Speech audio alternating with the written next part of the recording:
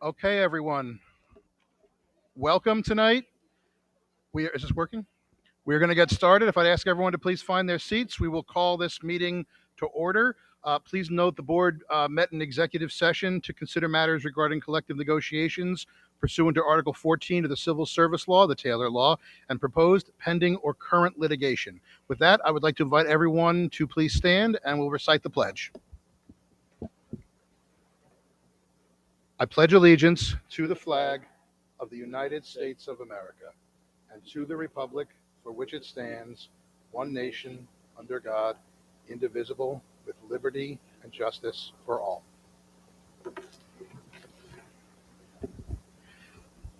Thank you, and welcome to certainly as great a meeting as we will have. This is certainly the nicest meeting of the year. It's a very exciting night. Someone described it to me as certainly a celebration of many things, and even those folks that we will be saying a fond farewell to tonight is not a sadness over their departure, but as a celebration of all they've given to this district. But we'll get to all of that. First, we will hear from folks who will be graduating and moving on pretty soon. So our two student reps who've been fantastic this year, Katie and Noah. Thank you.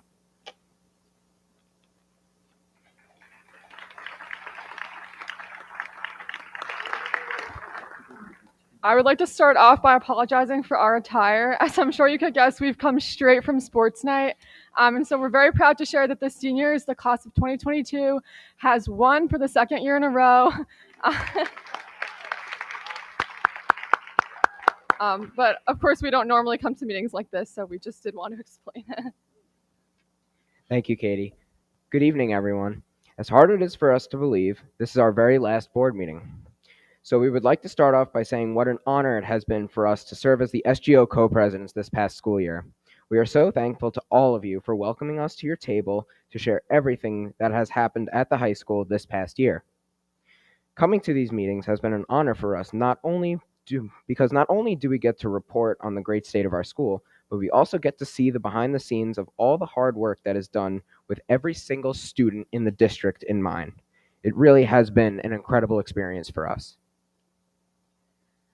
This past week, both the athletic varsity dinner and the musicians dinner were held at the Muttontown Country Club.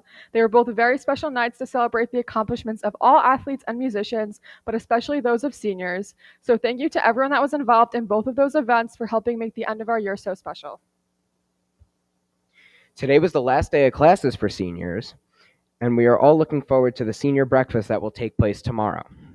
Also, seniors are getting ready for all the exciting events we've been waiting for a long time.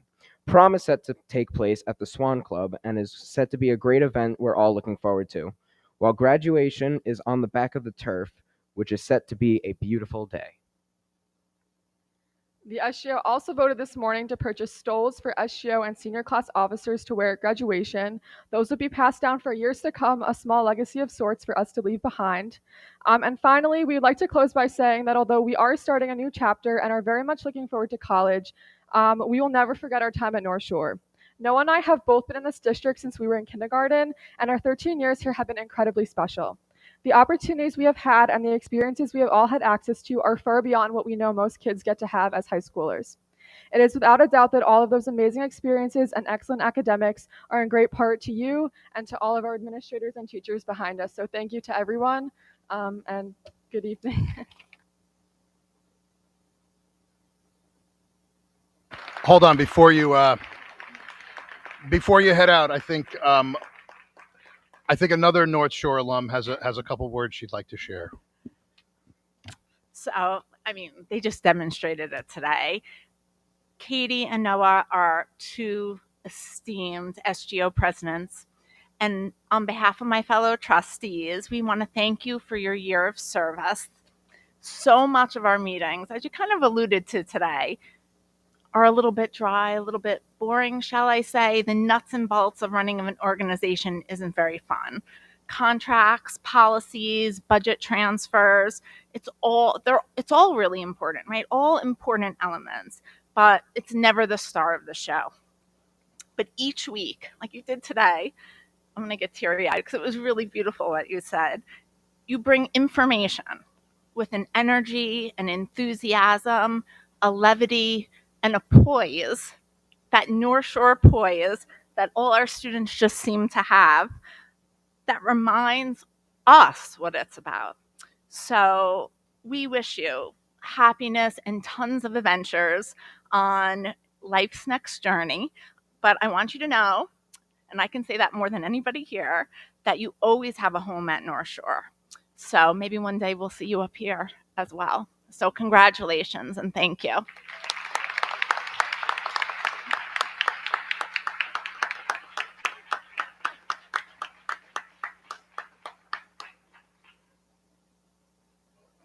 Hold on, guys.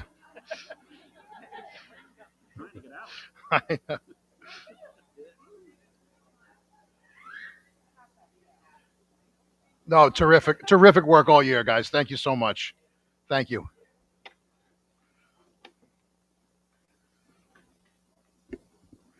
Yeah, that was terrific. There's nothing else to say. The way that they represent the student body here was just superlative in every way, and I love that they're here in their sports gear. It's terrific. Lest we forget, they are still kids, so it's awesome. With that, we will now move on to Dr. Dolan to start with our recognition of tenures. Thank you very much. So if the man from Mars came down and heard what Trustee McCary just said about these meetings being dry and uninteresting and business oriented, one would not believe it based on the last few minutes, and I'm going to say based on the next hour or so, because what we're about to do is one of the most important, most significant, most significant is the best word I can come up with right now without my glasses on. I did have another one though. Exciting was the other word that can happen in a school district in a given year. The granting of tenure is something that's celebrated, and it's celebrated everywhere because it is a big deal. It is a big deal. It's something you think about. It's something you aim for. And in the same way, it is the most exciting, important, and significant thing that happens in a career. And we get to honor that tonight. We get to look at people and tell them, thank you for the work that you've put forth. Thank you for the effort you've given. Thank you for the service you've given. And we will do so tonight with several people. The way we'd like to do that is I'm going to introduce principals, our 5 principals, each of whom will come up. They're going to use this podium because I want the audience to hear the presentations that we have. And they will do all of the people that they are recommending for tenure. Some who are receiving it at the end of this year, effective in September, and some who are receiving it later in October. But we are recommending them all tonight with various dates. But they'll stay at the podium for all of those people. And I will begin, and she does know that I'm about to introduce her, the principal of the Seacliff School, Jeanette Wojcik.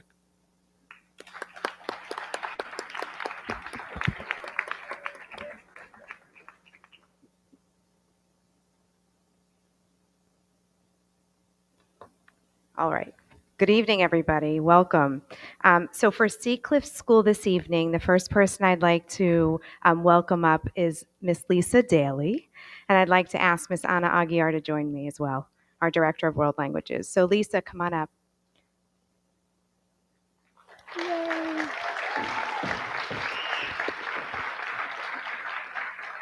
Okay. So Miss Daly embodies the North Shore SVO of a committed individual. With every action she takes in the education of her students, Miss Daly demonstrates commitment and intentionality. Throughout her probationary period, Miss Daly has demonstrated her commitment to her students, their learning, and their integration into a new school system and community. She has grown and developed as a child-centered educator who thoughtfully designs and facilitates meaningful experiences for her ELL students and families. Ms. Daly is truly dedicated in her own professional learning to further enhance the learning of her students. She seeks out and actively contributes in professional learning experiences and employs that learning to enhance the growth of her ELL students. Ms. Daly exemplifies what it means to be a reflective practitioner and lifelong learner. Ms. Daly has also developed strong and impactful relationships with her students and their families. She demonstrates true, genuine care and concern for them as individuals and as learners, and often, very often, goes above and beyond to support them. She provides her ELL students with experiences through which they develop their love of school and learning, as well as strong foundations for their future. Ms. Daly is a valued member of our Seacliff School community. She collaborates beautifully with her colleagues by sharing her thinking, considering their thinking of others, and working to raise the level of student learning. Lisa, I know you're embarrassed, but you have woven yourself into the fabric of North Shore and have made such meaningful contributions to the school community and support and foster connectedness for your ELL students and families. And for that, we're very grateful. Ms. Daly, it's truly a committed individual, and it is with great pleasure that I recommend you for tenure this evening.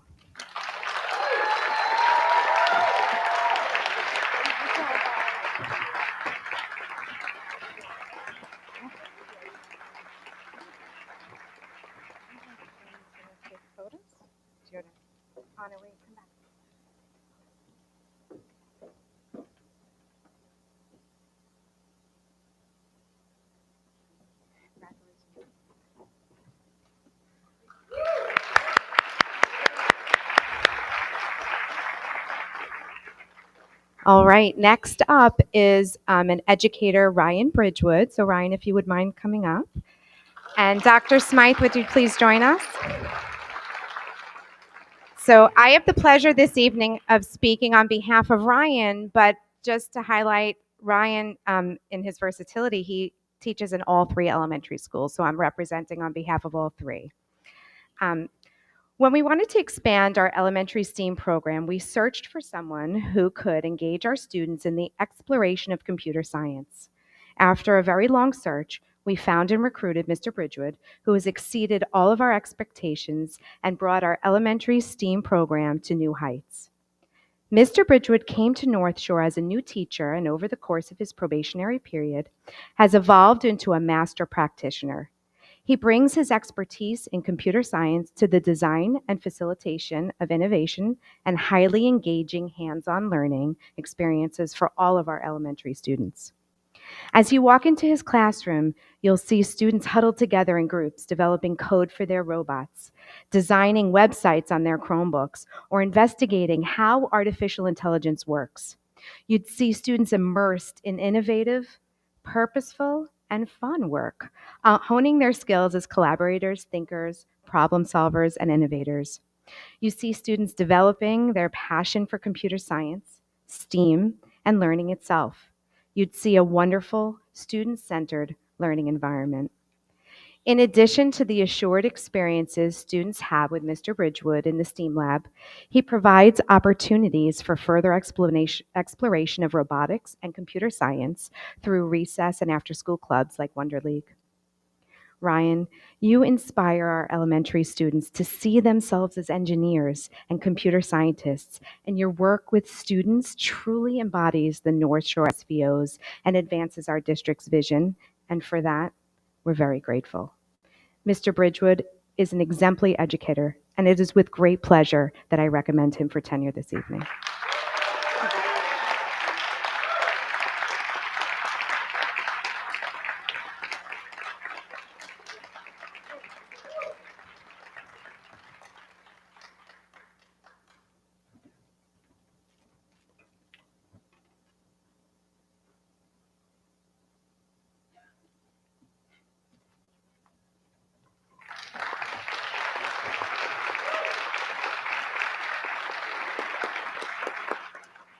Next to the podium, I'm happy to introduce the principal of the Glen Head School, Dr. Peter Rufa.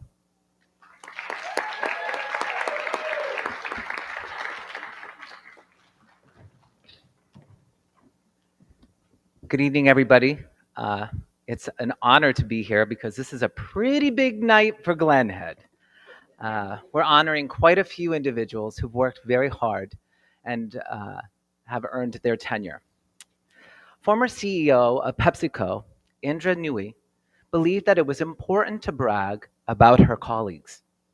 She also felt that it was important to rave about their contributions to their parents, and was known for sending them letters sharing her closest colleagues' contributions to their parents and how they have helped PepsiCo succeed.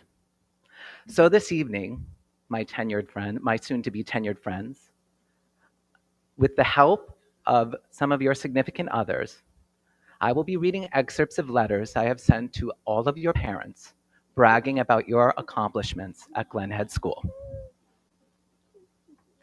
Lauren Benz, please come forward.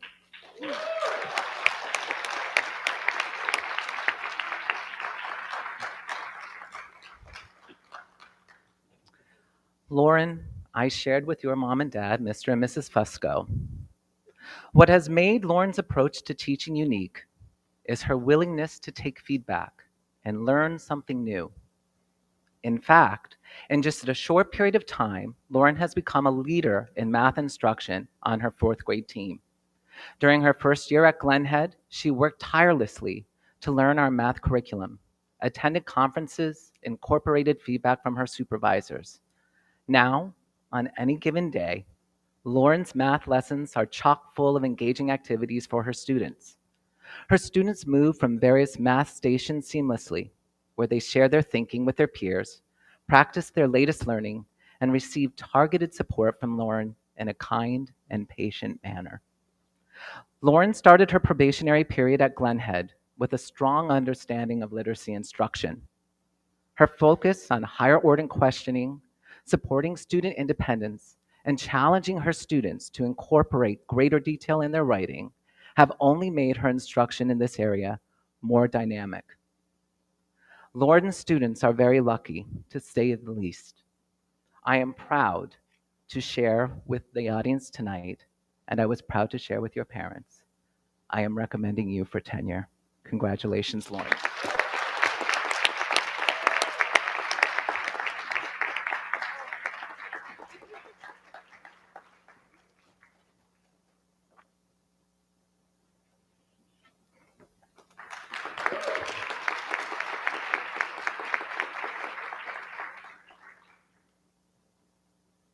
Anne-Marie Burden, TA. She's not here this evening?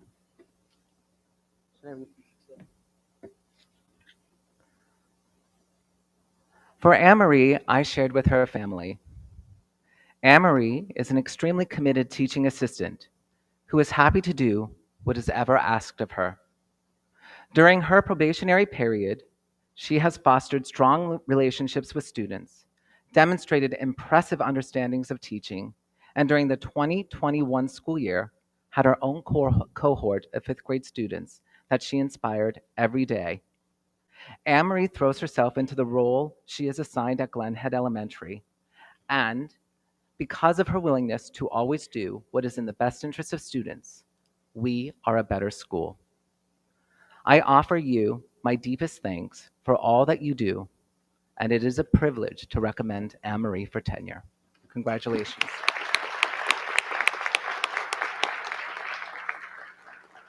I invite Anna Aguiar to join me while we celebrate Jingwen Kai.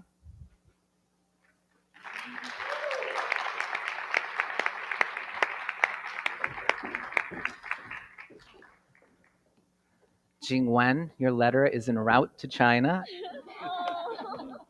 Really, in Chinese? I was told it was okay if it was in English, but we can get it translated if we need to resend. So Jingwen, I shared with your parents. You should know that Jingwen is an extremely enthusiastic in her teaching, and her students look forward to learning from her each day. On a daily basis, you can hear her students speaking and writing in Mandarin with confidence. Jingwen's work ethic is second to none, and she is often the last to leave Glen Head School at any given evening. What is most impressive about Jingwen is the positive way she works with all of her students to encourage them to master the Mandarin language. She is always looking for new ways to support her students. By doing this, she has motivated hundreds of students to communicate in a new language and have a deeper understanding of Chinese culture. For these reasons, I am honored to share that I have recommended Jingwen for tenure.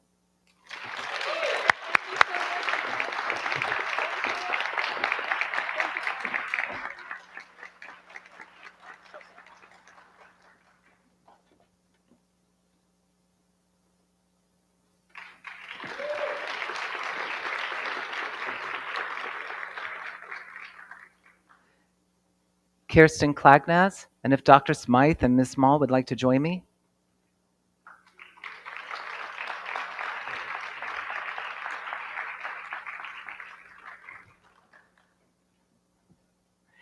It was hard to act like I had never talked to Sam before when you introduced me today. I shared with your parents, Mr. and Mrs. Thiel. Kirsten is truly a gifted teacher who brings a creative and whimsical approach to teaching her kindergartners.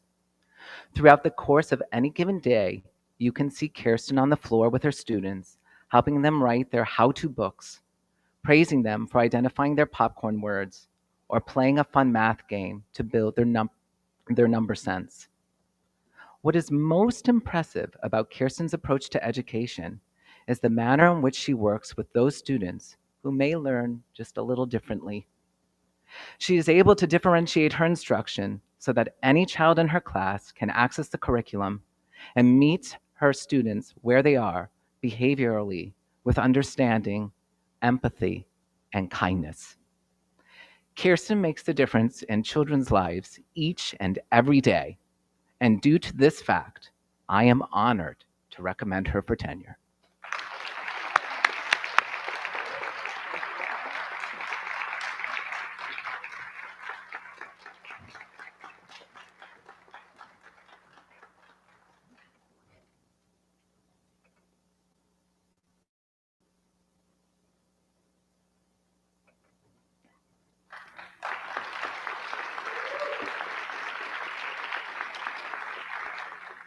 Mr. Marino and Mr. McKee and Ms. McKee. Cindy Ellen Bogan.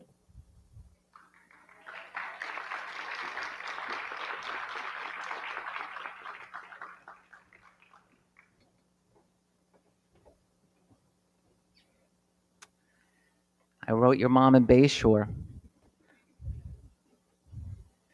And I shared with Ms. Noble, as a special education teacher, Cindy has a great gift for seeing the endless possibility in her students and inspires them to work to their fullest potential every day. Over the course of her probationary period, Cindy has demonstrated that she has a strong understanding of how to deliver math instruction to students with a variety of learning styles by challenging them to implement various strategies to solve mathematical problems. What is most special about Cindy's work is her commitment to create independence and agency in her students. Cindy has been on the forefront of helping her students understand their individualized educational program goals. By doing so, her students have clarity on the skills they must focus on to gain greater educational independence, so they will be successful at the secondary level.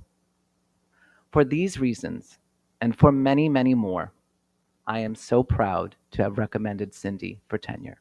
Congratulations.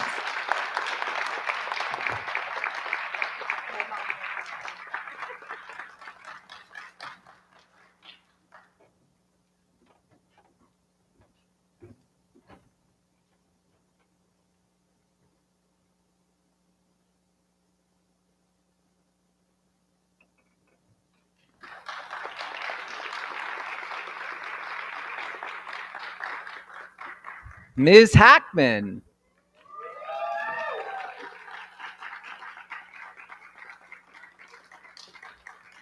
Leave it to a music teacher to bring a cheering squad.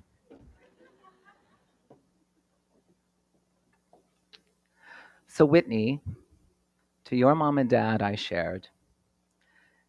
Whitney is a talented music teacher who has instilled the joy of music in all of her students. Over the course of Whitney's probationary period, I'm going to take a pause for a second.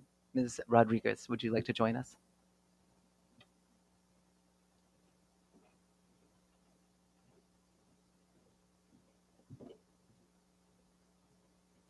Over the course of your probationary period, Whitney has worked tirelessly to make the curriculum she teaches to her students relevant and meaningful. On any given day, you can hear her students singing songs about growing up, seeing them decoding challenging rhythms so they can play their rhythm sticks to Jennifer Lopez, or watch and delight as they performed their latest ukulele hits. Beyond her ability to inspire all our students to be the best musicians they can be, Whitney is always willing to help Glen Head school community. Whitney can be heard singing our school color song every month on the morning announcements, seen accompanying her third graders in their wax museum, and teaching our incoming kindergarten students new songs to help them feel excited and safe during their Glen Head orientation. There is no job too large or small that Whitney will not say yes to, and she infuses with joy. It is because of her commitment to her students and her own professional growth that I am thrilled to recommend Whitney Heckman for tenure.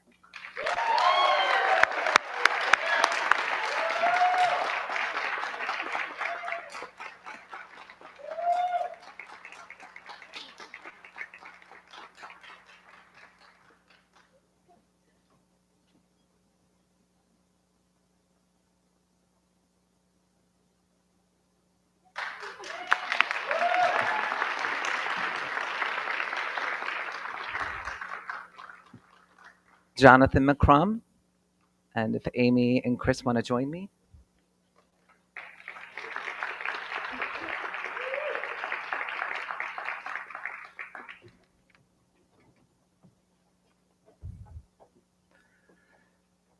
So Jonathan, I shared with your mom, Mrs. Grifo. Please know that Jonathan is a uniquely gifted teacher who masterfully understands how to remove barriers for students so they can access their learning and thrive. Jonathan approaches each of his students with patience, understanding, and deep respect. His students look up to him and are always eager to work with him. What is most incredible about Jonathan's work is his ability to differentiate instruction to meet the needs of each of his students.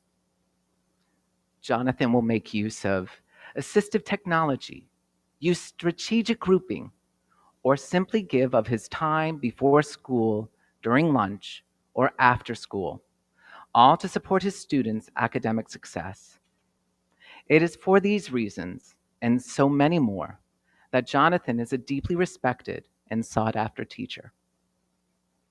For these reasons, I am proud to share that I have recommended Jonathan for tenure. Congratulations.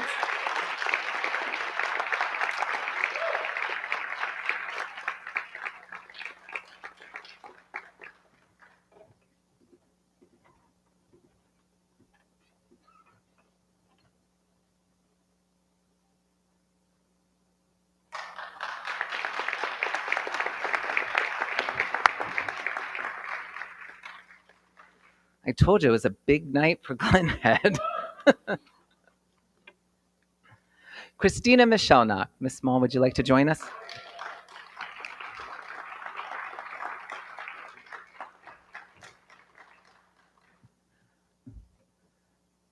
To your mom, Ms. Johnson, Christina, I shared. Please know that Christina is one of the most committed educators I have ever met. As a reading teacher, Christina has an uncanny ability to diagnose a student's needs and identify how to best implement the most appropriate intervention to support their growth. Christina's thoughtful approach to literacy development allows her students to build their skills and experience academic success, which fosters their love of schools. Christina is not only an outstanding teacher, reading teacher, she is also a team player who only wants to do what is in the best interest of the students of Glen Head School at large. This could not have been more evident than when, in her second year at Glen Head, she was assigned as a third grade teacher, and her room was the cafeteria. Christina gave of her time over the summer and transformed the cafeteria into an incredible learning space. Throughout the year, she could be seen bringing in birthday balloons for each of her students and brought her same fierce commitment to individualized reading instruction to her 17 third graders, who had not stepped foot, by the way, in a school in over 5 months. Under Christina's watchful eye, her students thrived. To this day, those students and those parents still rave about their third grade year. Christina has had a powerful impact on the students of Glen Head School, and Ms. Johnson, for that reason, I recommend her for tenure.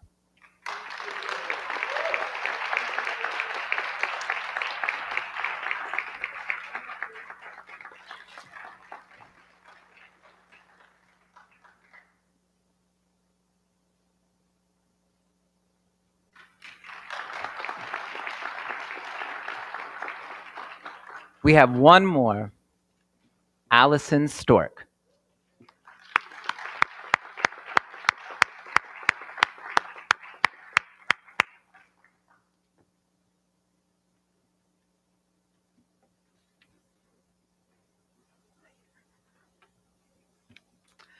To Mr. and Mrs. Whitehead, I shared, Allison is a gifted school psychologist who sees possibility in every student she works with.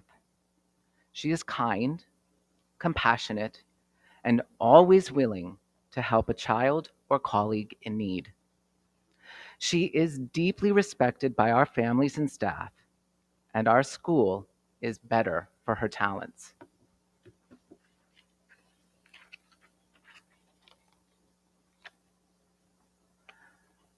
Allison's greatest strength is her courage to share what for some can be scary to hear in an empathetic way that leads parents, teachers, and administrators alike to do what is in the best interest of children. Allison has had an incredible impact on children daily, and it is indeed my deep honor to nominate her for tenure.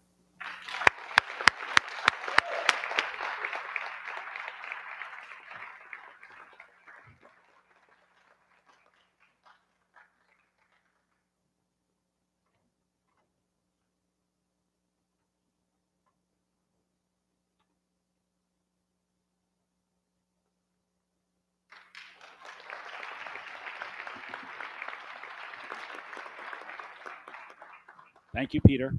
Next, I'm pleased to introduce the principal of the Glenwood Landing School, Bridget Finder.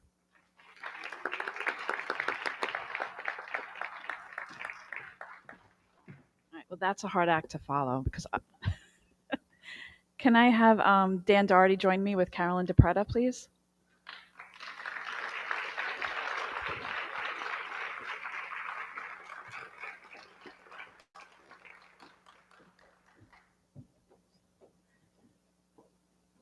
So Carolyn works in all three schools, so I'm representing the principals of Glen Head and Seacliff as well.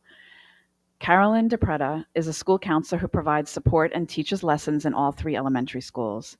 She came to North Shore from the New York City Department of Ed with many years of experience in one large elementary school.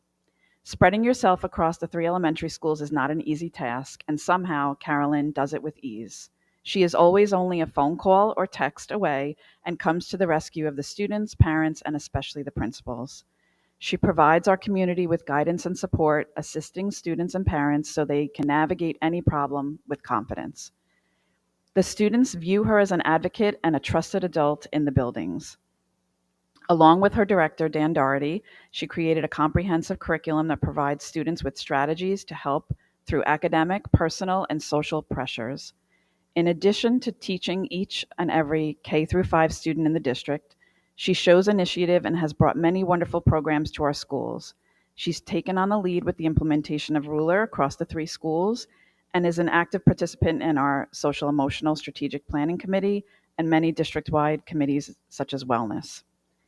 Her success is enhanced by the fact that she is extremely organized, possesses strong interpersonal skills, and is an effective communicator.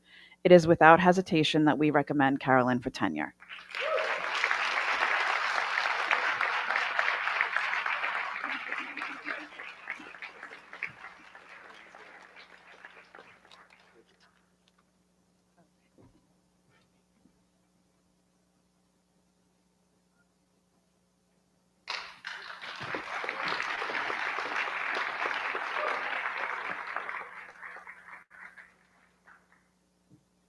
Dahlia, do you want to join me? And Richard Blake.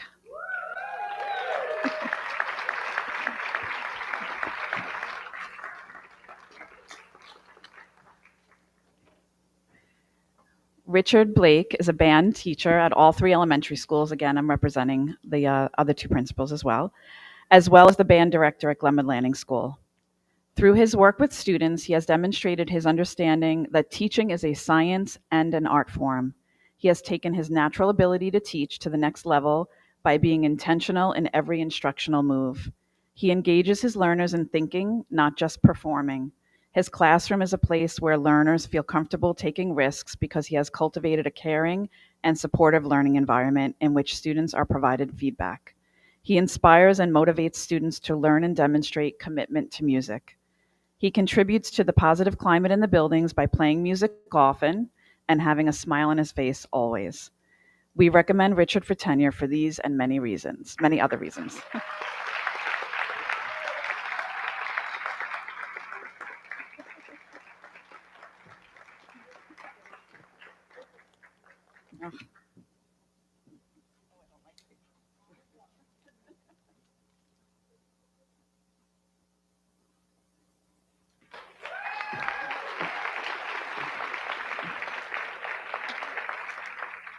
And can I have Amelia Hecker and Carol and Deborah, Dr. Smythe, and Small?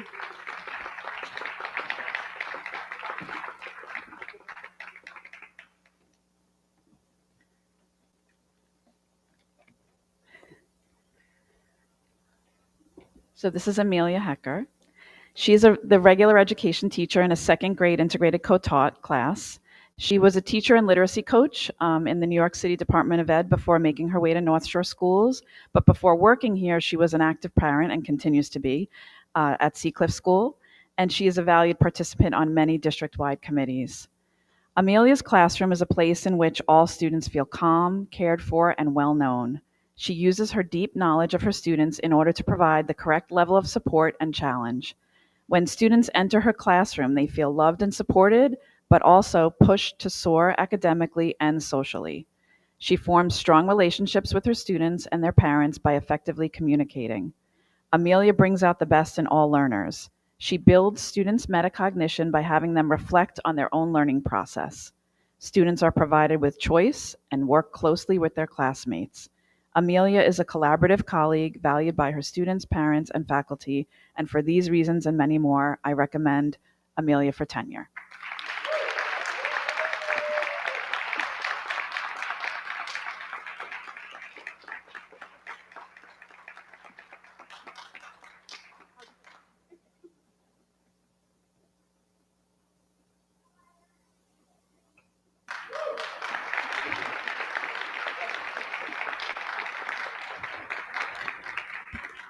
Thank you, Bridget. Next, I'm very pleased to introduce the interim principal of our middle school, Jen Imperial.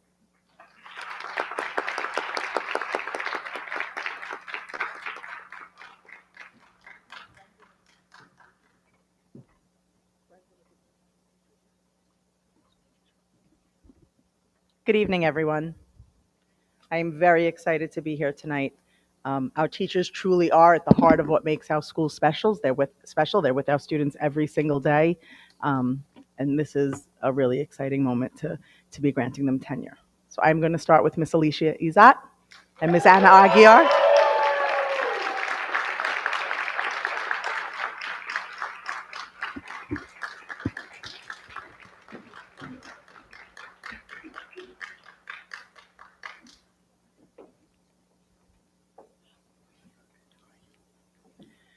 So, Miss Izat is an integral member of the North Shore Middle School community.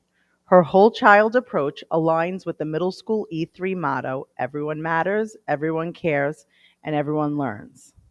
But Miss Izat also has her own personal motto that we hear very often said in her class, almost on a daily basis. Here I go. Confianza, coraje y compasión. Confidence, courage, and compassion. This is the foundation of her classroom culture. Ms. Izat brings full language immersion into her classes where the target language is exclusively used by students and the teacher. Her students know that when they step into her classroom, they have crossed the border into a Spanish-speaking country. Her passion for language and her enthusiasm for language learning is contagious. She herself is a role model and is currently a language student herself learning Arabic. She's going to school for Arabic. She sets high expectations for her students' performance with a high level of support and care that enables students to experience growth by challenging themselves. She is a respected member of the language department and the middle school faculty, whose insight, experience, and ideas always raise the level of our work. Ms. Izat also values and nurtures the connections made with students outside of the classroom. She has been the advisor to the Spanish Club at the middle school for 5 years and has introduced and advised the Karate Club at the high school for the last 3 years. She brings her vast knowledge of overall health and well-being as a martial artist to her students as the advisor of these clubs and in the classroom. It is for these reasons and so much more that I'm so excited and proud to recommend her for tenure.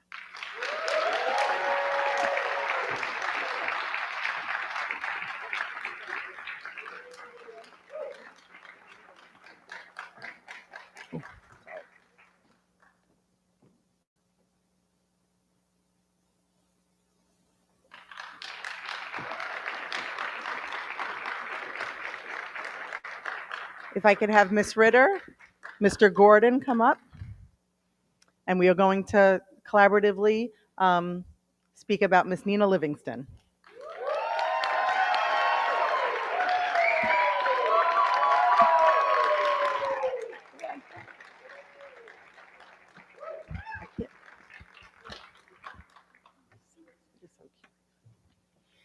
Okay, Miss Livingston. Miss Livingston is the heart and soul of North Shore, the heart and soul of North Shore Middle School really lies within our library, in Miss Livingston's library. Her eternal optimism, enthusiasm, and loving nature has fostered an environment that attracts all students. Miss Livingston has cultivated an in-depth knowledge of every individual student's interest, designing creative learning experiences that elicit a sense of wonder, and leveraging student choice in a way which has created students who are intrinsically motivated. Her commitment to her students' academic success is steadfast. Ms. Livingston spurs her students' investment in their readings and research as she rouses their interest in both fiction and nonfiction across various themes, genres, and formats. Now, none of this would be possible without Ms. Livingston's innate emotional intelligence and deeply compassionate and empathetic nature, as I said before. She knows both on an intellectual and a humanistic level that students can reach their full potential only when their social and emotional needs are met. It is Ms. Livingston's primary aim, therefore, to ensure all students at North Shore Middle School feel safe and as an included member of her library community. She is dedicated to the whole child, and this is evidenced by her various engagements which cover instruction integrated with varied course contents, standalone initiatives, extracurricular activities, and outreach to local and neighboring libraries. One invaluable enhancement to the children's school life is Ms. Livingston's lunchtime offerings. Whether in book clubs, puzzle or game groups, knitting circles, Ms. Livingston ensures that our students are connected and engaged. She has even formed a lunch bunch group, which aims at bringing students together to form new friendships. These lunchtime activities are a success, with students racing towards her to share exciting new revelations with each chapter of their book club that they've completed, or to reenact an unexpected social interaction with glee. It is clear, therefore, that Ms. Livingston uses her mentorship not only to promote reading, but to promote a potent social outlet for students seeking companionship and camaraderie. She helps her students celebrate their emerging identities and gives them much needed sense of belonging. Through her lunchtime activities, she nurtures her relationships with and amongst her students and maximizes the educational and social emotional benefits of those stronger and more trusting bonds. Ms. Livingston's invaluable contributions to the students' academic and emotional well-being cannot be overstated. North Shore Middle School students seek refuge in the social and private aspects of reading and are doing so more so than ever. Through literature, students fulfill their fundamental need to share human experiences by exchanging ideas and emotions. Ms. Livingston is both the catalyst of and the conduit for that network, making books accessible to students and creating that sense of passion, belonging, and calm that they now bestow. It is with such great pleasure, the three of us and everybody at North Shore Middle School is so excited that Ms. Nina Livingston will have tenure and be a part of us forever.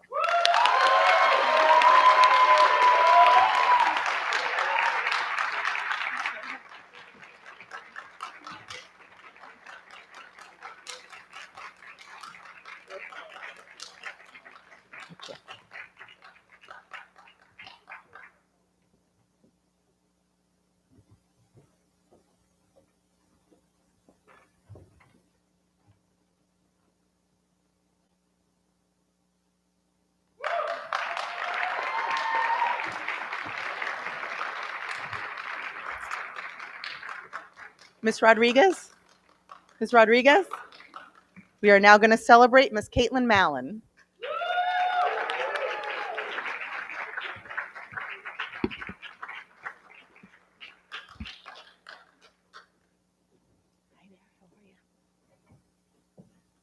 So here we go. Miss Mallon. Miss Mallon is an integral part, I think I've used that word before, but it's all true for all of them, an integral part of the middle school music team and the entire school body.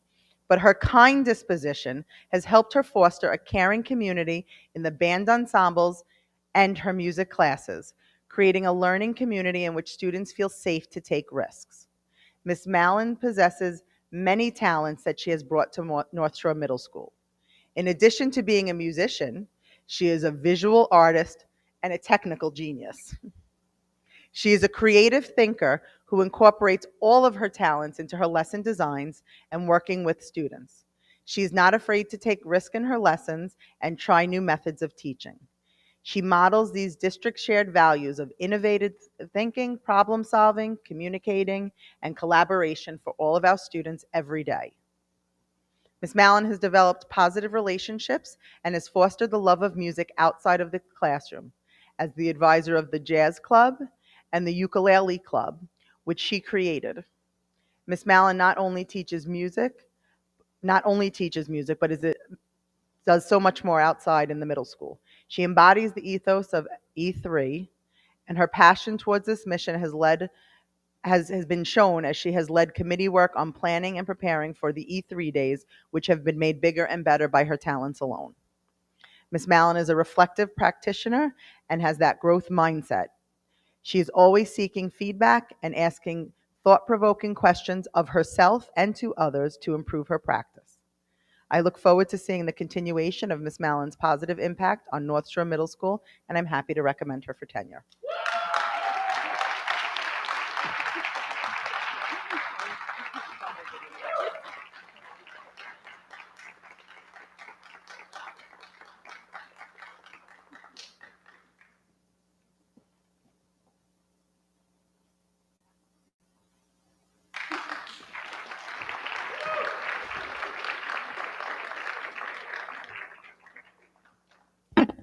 All righty. Mr. Nelson. Where is my friend, Mr. Nelson?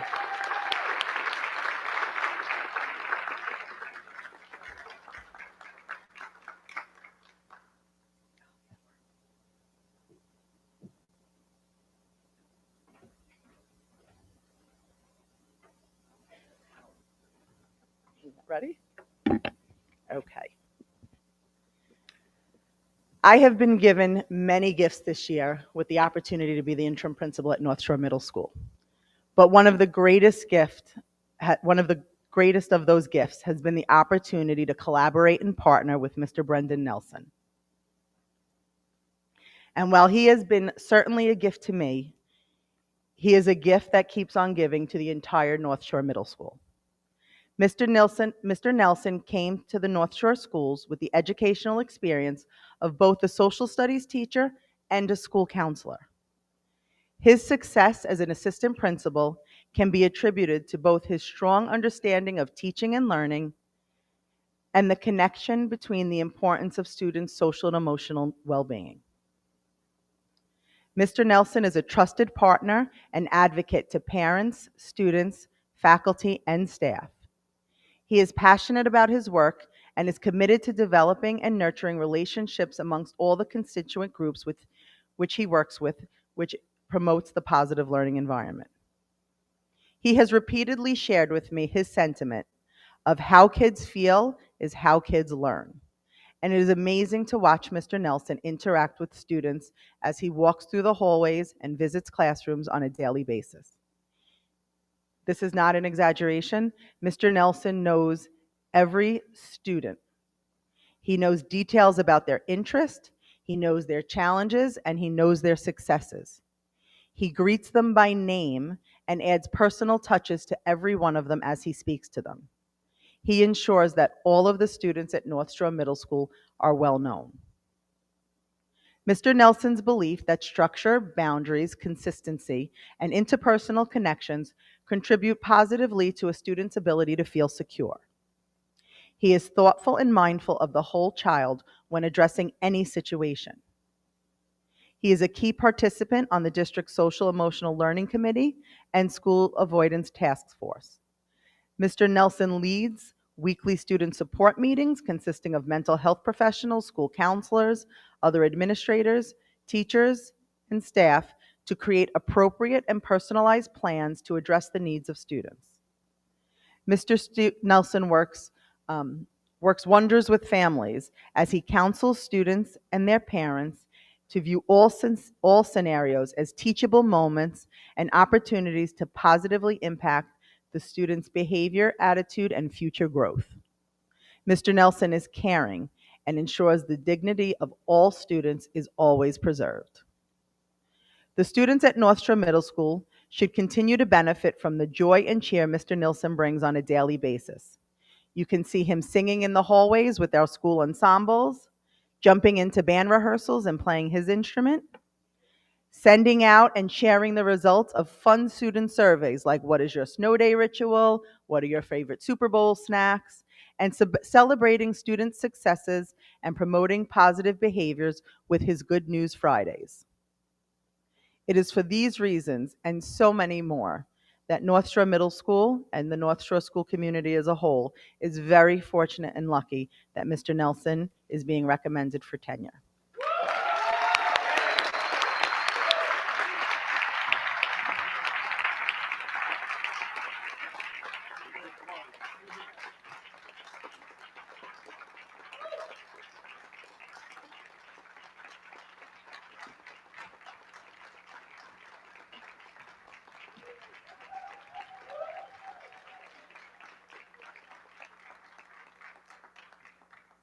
Fortunately, all of our principals have tenure candidates tonight, and therefore I get to introduce the principal of our high school, Mr. Eric Contreras.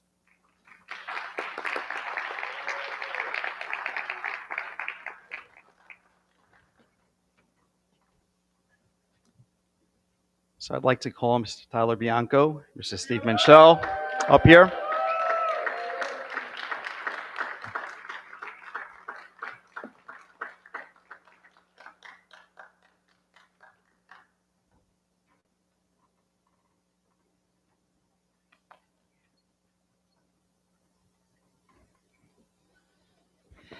So before I begin, I just, at the most elemental level, tenure celebrations are about people. And infrastructure matters, brick and mortar matters, but buildings are lonely places without people. And it is people and our educators who give buildings life, love, and learning.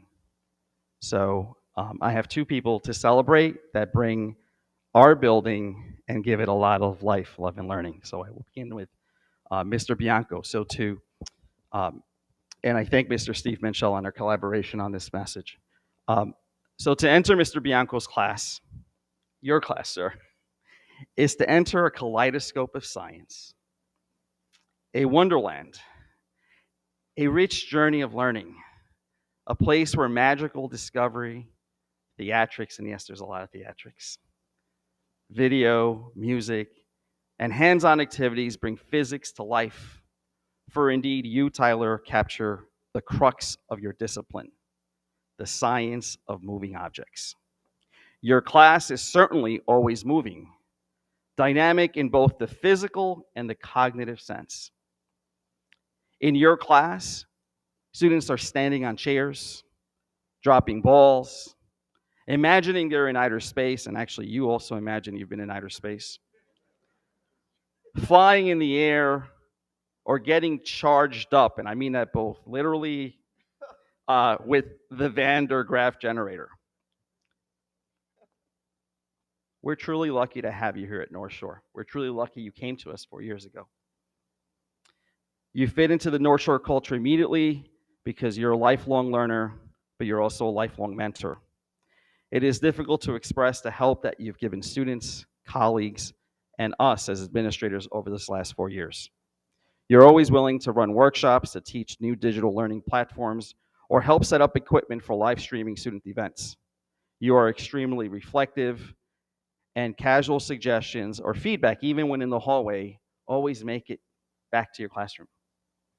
Because of your constant desire and willingness to try new approaches to pedagogy, you've learned how important and effective things are for your students. You are masterful at making your students feel special in your class. They know, they feel, and they trust that you are there for them, and you're always thinking about their success. You're always seen working with students at any time of the day with a smile, and if you know Tyler, there's always the smile. You're such a positive, can-do person. Your attitude rubs off on others. It's contagious to children, to adults, and to us. In your classes, students are metacognitively thinking aloud about physics. They don't simply get the right answer, they understand the process and its application. It is apparent that students really care about each other in your class, which makes them less fearful to take chances and learn from their mistakes. As a fitting tribute last year, students dedicated their yearbook to you. Their entire yearbook was dedicated to you. We can honestly say that North Shore is very fortunate to have Tyler Bianco teaching physics. Often over the probationary years, the new teachers benefit from the school. With you, sir, the truth goes the other way. We've already begun to benefit from all that you have brought to our school. We see the symbiosis only getting stronger in the years to come. I know no matter what Tyler does in his tenure at North Shore, he will do it with the same amount of enthusiasm and professionalism that you exhibited on the first day we met and on the first day you started. Beyond the classroom, Mr. Bianco serves as the ping pong advisor, which of course makes sense because if you think of ping pong, it's a metaphor to his work. It speaks both to moving objects and to the constant exchange of ideas back and forth. You've served on many committees, including the new teacher committees, where you've brought a lot of insight and resources to others. You're always thinking about what to bring to North Shore, including bikes. You live and breathe your work inside and outside the classroom. I know his parents are here today, and Tyler lovingly speaks about his family. In physics, there's a formula. F equals mass times acceleration. It's one of the most basic formulas. F equals ma. So today I want to say to his parents, father, mother of Tyler, your son is amazing. F equals ma. Tyler, congratulations on your tenure. Well deserved beyond words. Congratulations, sir.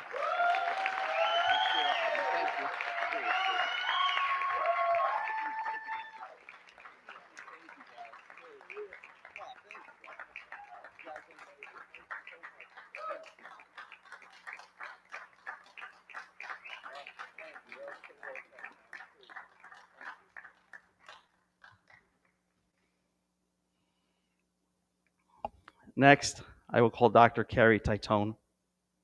here. Yep. And Dr. Zublionis.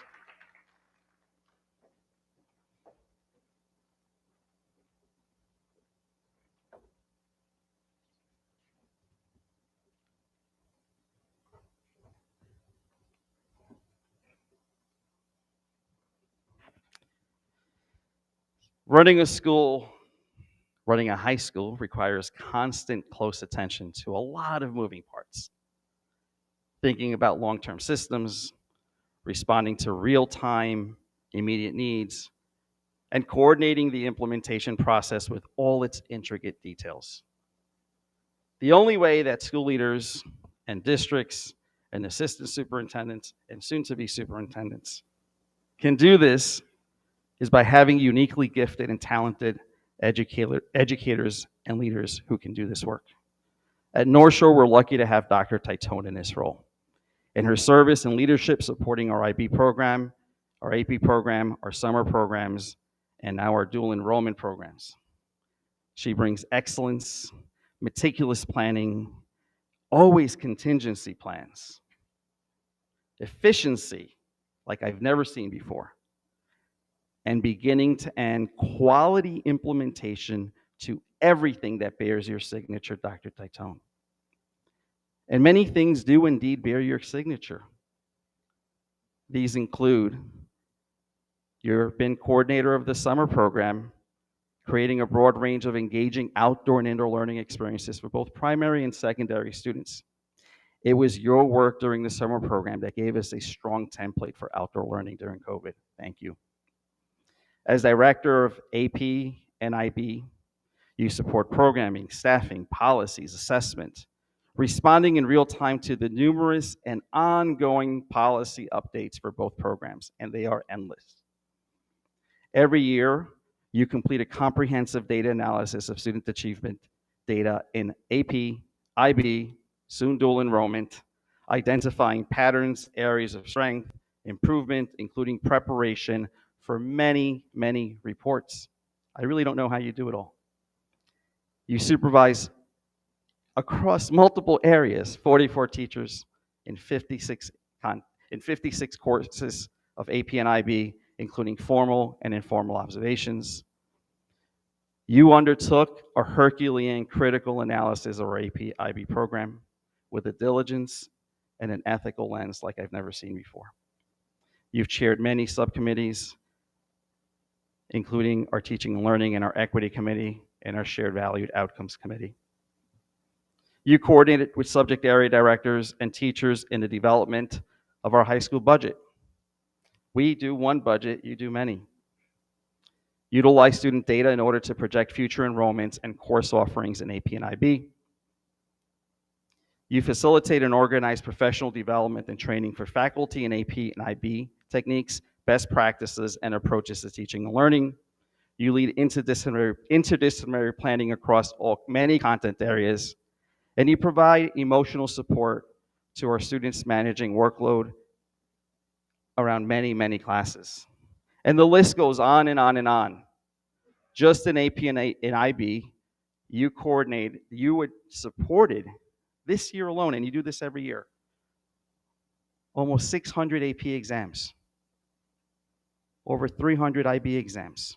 And you have grown the program consistently to the point where 51% of our students take at least one AP exam and 42% take at least one IB course.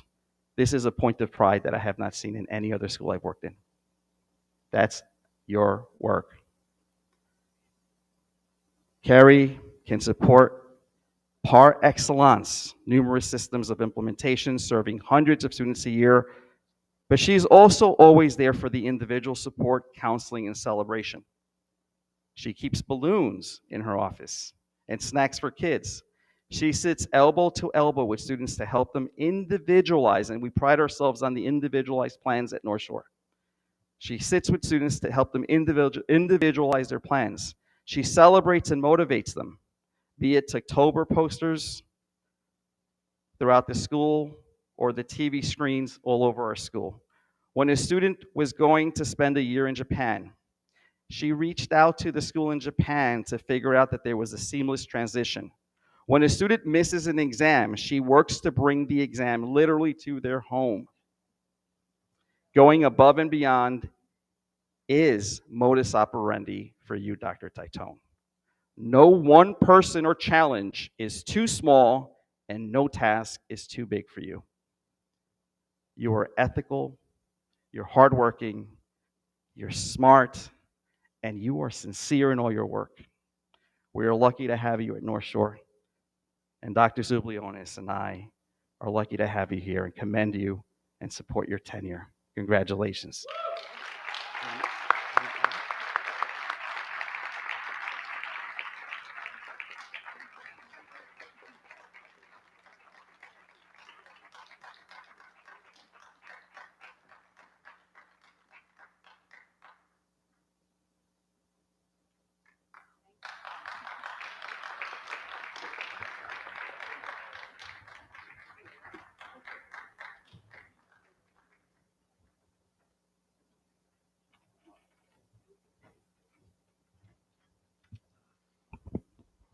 I came down specifically so I could stand next to this man. I am very pleased to offer this recommendation for the award of tenure to Eric Contreras as high school principal. He has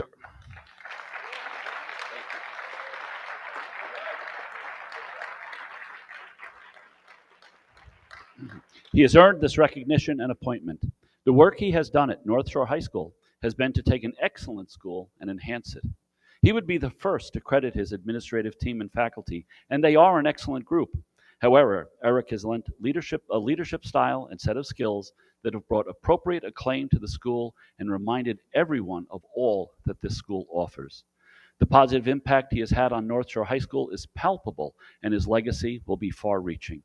His values are evident in his every action and word, and his values are those that a progressive, comprehensive high school should rely upon. Principal Contreras approaches every conversation in a search for the greater truth.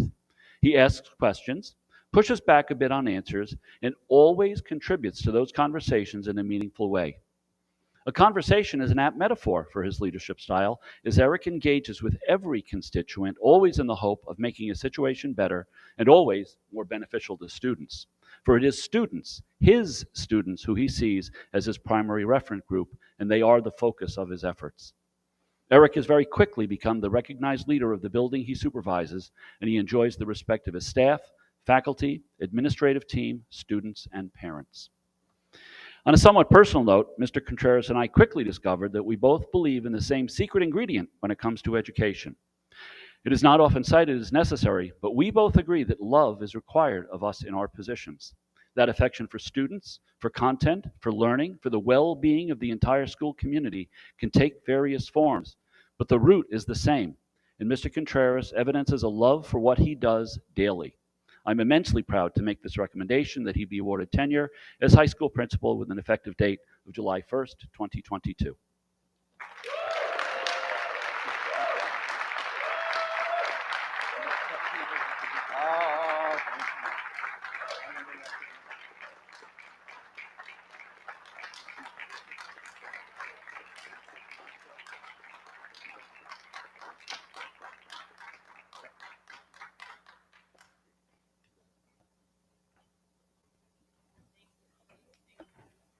So while Dr. Dolan makes it back up here on stage, I just want to reflect.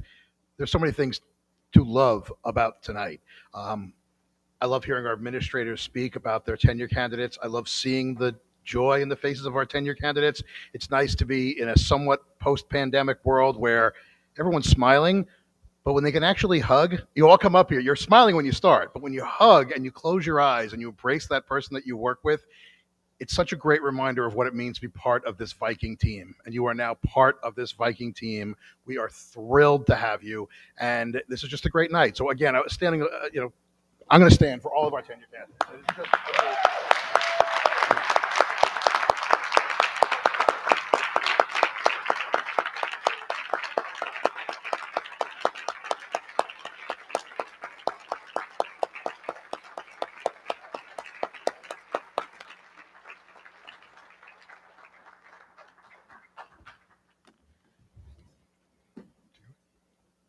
So, in the words of Tom Jones, it's not unusual. Oh, Actually, just giving wonderful speeches and hearing about people doesn't actually give you tenure. It takes board action. So I got a little caught up there. But I would like to ask for a motion on the tenure of these fine candidates that we've heard tonight. As a motion and a second. Any questions or discussion? Can we sign up for any of those classes? All right. If there's no discussion, I would ask for a vote. All in favor of granting tenure, please say aye. Aye. Aye. I think that's all 7, Betty. Thank you. Congratulations again.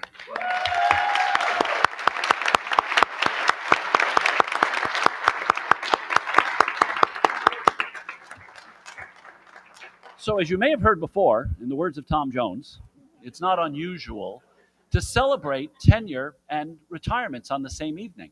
It's not unusual because tenure comes at the end of the year, and sadly, so do retirements as we bid farewell to people. That might not be unusual. I do think, however, it is unusual when you celebrate 385 years of service to a district. This is a place where people come and make a life. And we're all so proud of that. And I say that to our tenure candidates. You have found a home. This is the place where you will likely end your career if you choose to, and I hope you do. 385 years, that's a remarkable number. And in the agenda, you will see the individual years. I won't read those, but I would like to read the name of all the people who are receiving a recognition tonight for their retirement. We do have a gift for each of you. We will get that gift to you. I think some of you are here, but not everybody. Nonetheless, everybody's name deserves to be mentioned, and they include Bal Balwant, Janine, appropriate, Janine Bernasby,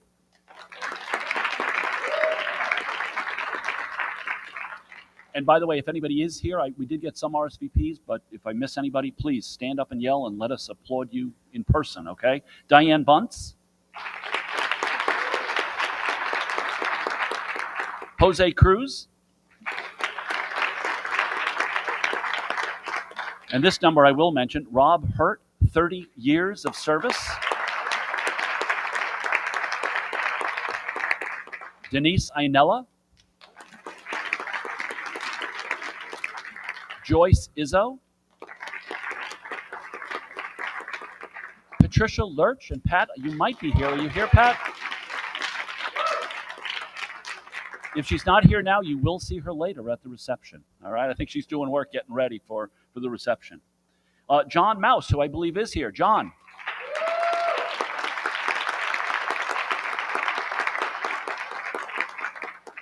John, congratulations and thank you for a beautiful retirement letter, one that many of us responded to. Thank you. Sue McLaughlin.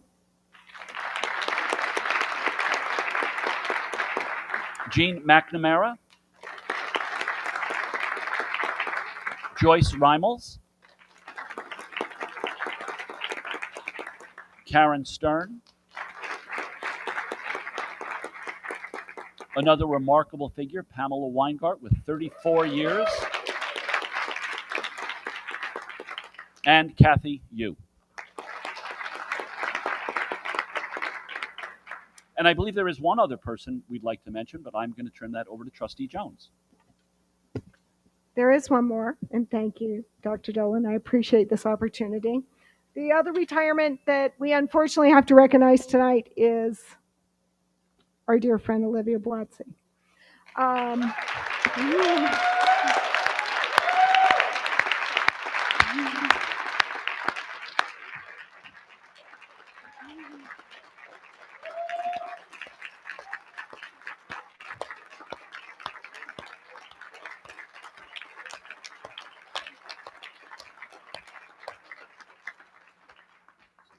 I know she has a lot of fans here tonight, so I hope my words can only do justice to what everybody is feeling tonight.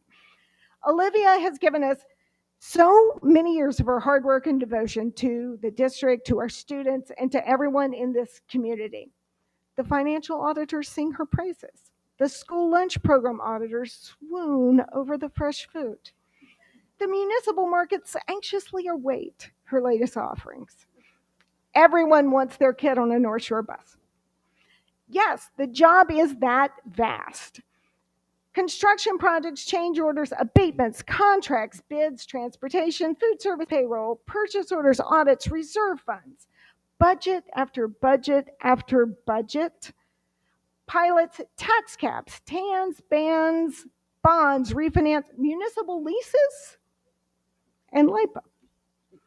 And she has to be everywhere at once, running down to the county legislature when they want to yank a couple of million or so out of the funding in the middle of a school year, or dashing off to measure the exact distance from the school's flagpole to a driveway, heading upstate to find a beef producer so our hamburgers won't have hormones and antibiotics in them. Finding was it a tractor or a truck? I don't even know, on a bid out in Pennsylvania because you're watching every penny. You know I'm telling the truth. And yet, she will always make time to explain any of it to anyone for as long as it takes, over and over again if necessary. It is complex, which is why you don't email her on the weekend, because she will answer you. So I want to use the brief tale I call the tale of the bus depot to describe the Olivia that I've had the distinct pleasure of knowing for many years now. Years ago, as you've all heard, Olivia found a way to save the district money by building our bus depot so we can maintain our own fleet. It's genius. Now we even make money maintaining other schools' buses. Genius. But why go to all this trouble? It's a lot of trouble to build your own bus depot, right? The bond, it's a lot of work. Other districts at the time were just farming out their bus service to other big companies to save a buck or two. Side note, that didn't work out for them. But not Olivia. Her goal was to save money in a way she felt best ensured the safety and the well-being of our children with our own buses and drivers while still saving money. Because while Olivia works with numbers all day, she is always focused on our kids, and she has always done the extra work that takes. Which brings us to the lesser-known tale of the lunch revolution. Years ago, our lunch was every school lunch you've ever seen. Frozen pizza with 67 ingredients. I'm not kidding. I actually counted. Canned corn with lots of added salt and sugar, chicken nuggets. No, never mind. I won't say. Districts were farming out their lunches to giant corporations. Another side note, didn't work out for them. But Olivia went the other way entirely, of course. Fresh fruits and salads and vegetables, brought in salad bars, better ingredients, more cooking. And it was an enormous undertaking. This is a huge amount of effort and work, because Olivia can manage the bottom line like nobody's business. But what she cares about is what our kids are actually eating every day. This is business with a heart that not everybody has, but we did. And even after she's gone, the gift of Olivia will keep on giving. When the solar panels arrive, thank Olivia and the energy performance contract. When the septic fields from the 1950s get replaced before they fail, you can thank Olivia and her capital reserve funds. And when your kids need to get to go on a field trip and a bus actually pulls up to take them, you will thank Olivia in your minds. Olivia, you are leaving this district in great shape, but nonetheless, you will be greatly missed. And while we cannot thank you enough, we nonetheless do have a little something for you.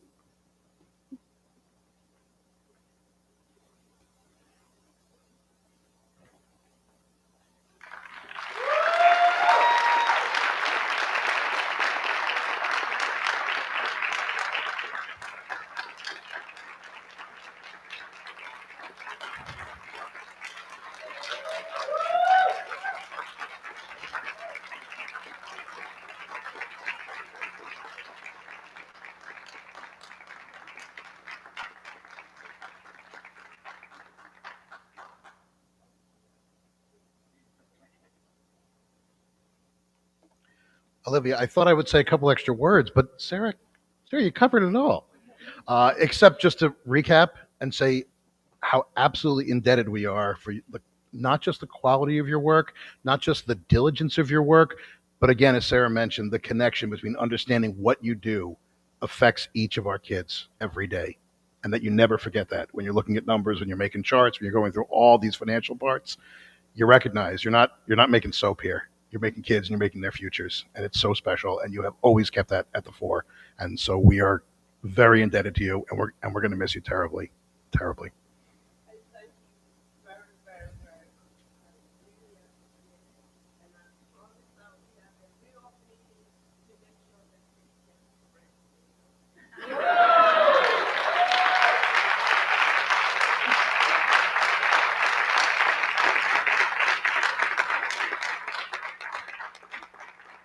So before we take action on the retirements, which we will, there's one that's not listed here, and I'd like to invite Dr. Z to say a few words, if you would.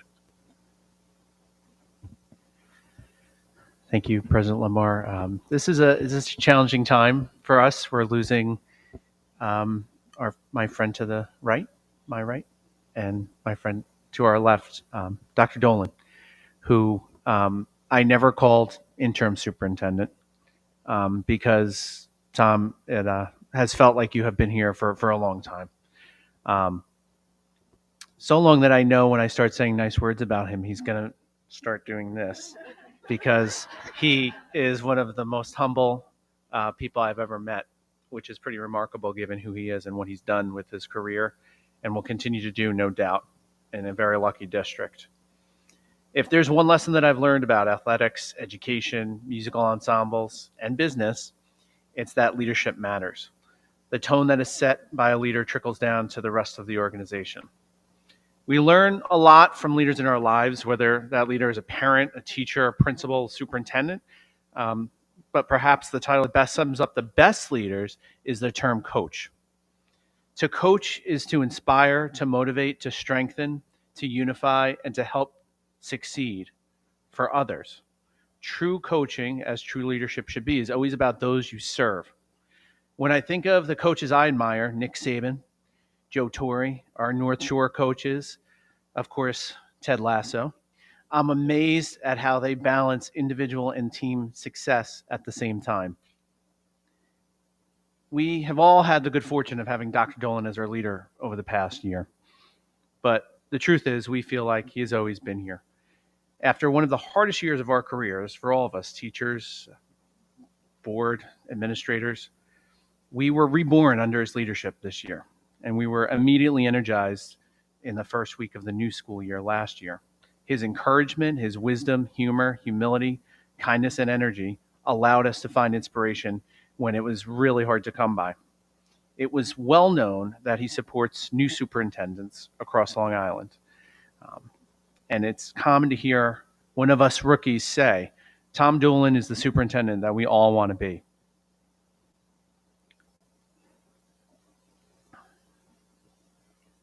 What he has taught us in such a short time will stay with us for the rest of our careers. And we marvel at Nick Saban, Joe Torre, or Dawn Staley, so too we will always revere Tom Dolan, or as I started calling him during homecoming, the head coach of the North Shore School District. Dr. Dolan, we will miss you greatly and dearly and hope you will still be in our lives.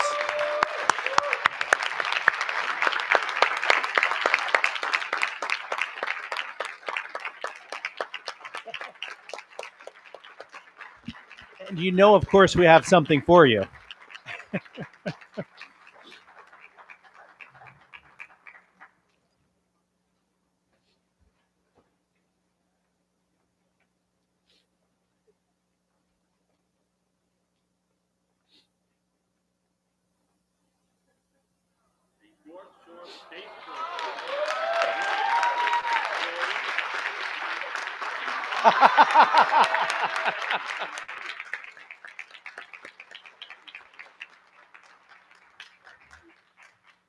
We also have, thanks to Ms. Campy, an official certificate noting that that's actually a coach's jersey, as your official certificate as the head coach of the North Shore Central School District, and of course, the pen.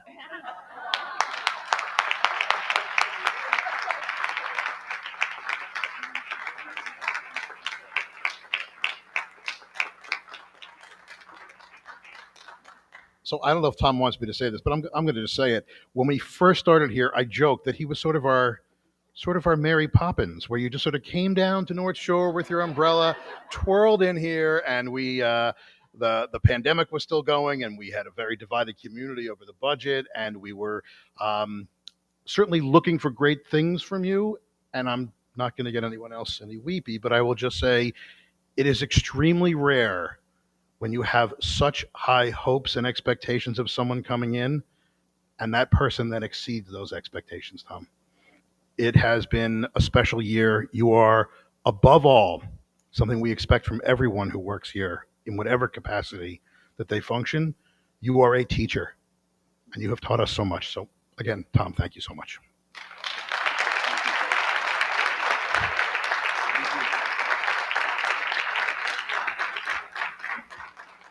I thank you very much. I thank the North Shore community for embracing me, and I'm going to say that again later in my report, but that is the way I feel. I feel embraced. I really do. And I hope you don't mind if I'll share very quickly, for those of you that don't know it, that 32 years ago, I was rejected for a position here in the North Shore schools. True story. I won't give you the details. But imagine the affirmation that I feel now for the opportunity to serve. And that is the word, to serve. And I thank this board so much, from whom I've learned a great deal. I thank my colleagues, from whom I've learned a lot. And the one thing I've said is that every district I've ever left, I've taken two things with me: a number of notepads, I do, all right, and friends. And I take friends with me everywhere I go, and I will do that again. And I thank my new friends here. Thank you very much, and I love you all very much.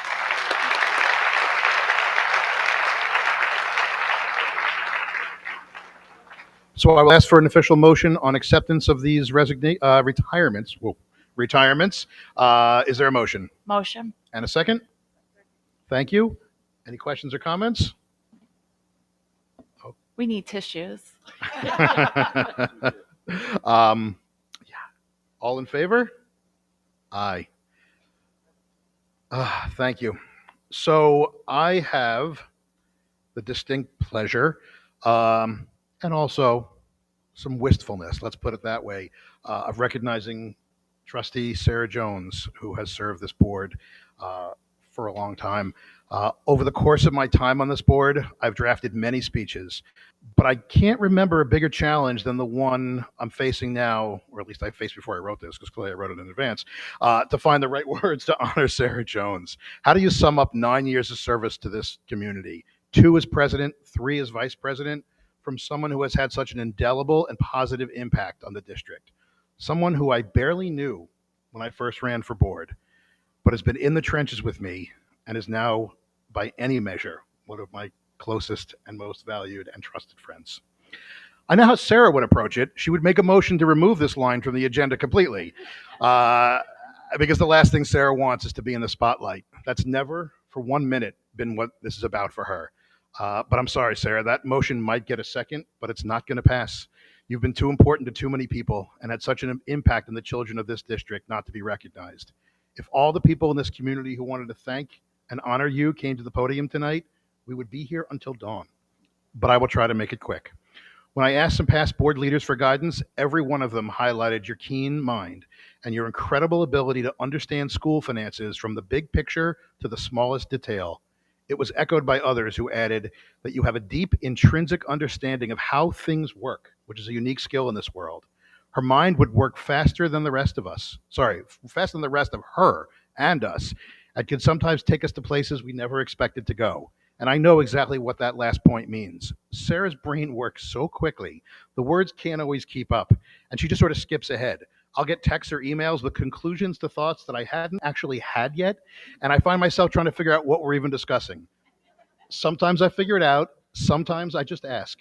I call it speaking Sarah, and it makes my son's Mandarin look simple. A lot of people think they're the smartest person in the room, Sarah. A lot of people act like they're the smartest person in the room, and sometimes they are. But that's only if you haven't gotten there yet. And I'm going to stop there, but it's absolutely true. Your intellect, your insight, and your nuanced understanding of context are matched only by your humility. You will never find, no one will find Sarah working the microphone or social media for applause. You know it's not a popularity contest. It's about solving problems, accomplishing goals, and doing what's right. I was fortunate to serve as vice president when Sarah was president, and I thank her profusely for flipping the script, bringing her experience back to leadership for this year's superintendent search, which was not an easy decision. You're a deeply principled, ethical person, driven by your core beliefs, one of which is that good government requires new faces, new ideas, and fresh perspectives. But you are also very much a pragmatist, which I think doesn't get enough credit. You believe in process. You have instant recall of the policy manual. You beat the drum for transparency in so many forms, from getting documents on the website, adding community members to board committees, explaining the confusing concepts at budget and audit meetings, and you are data driven.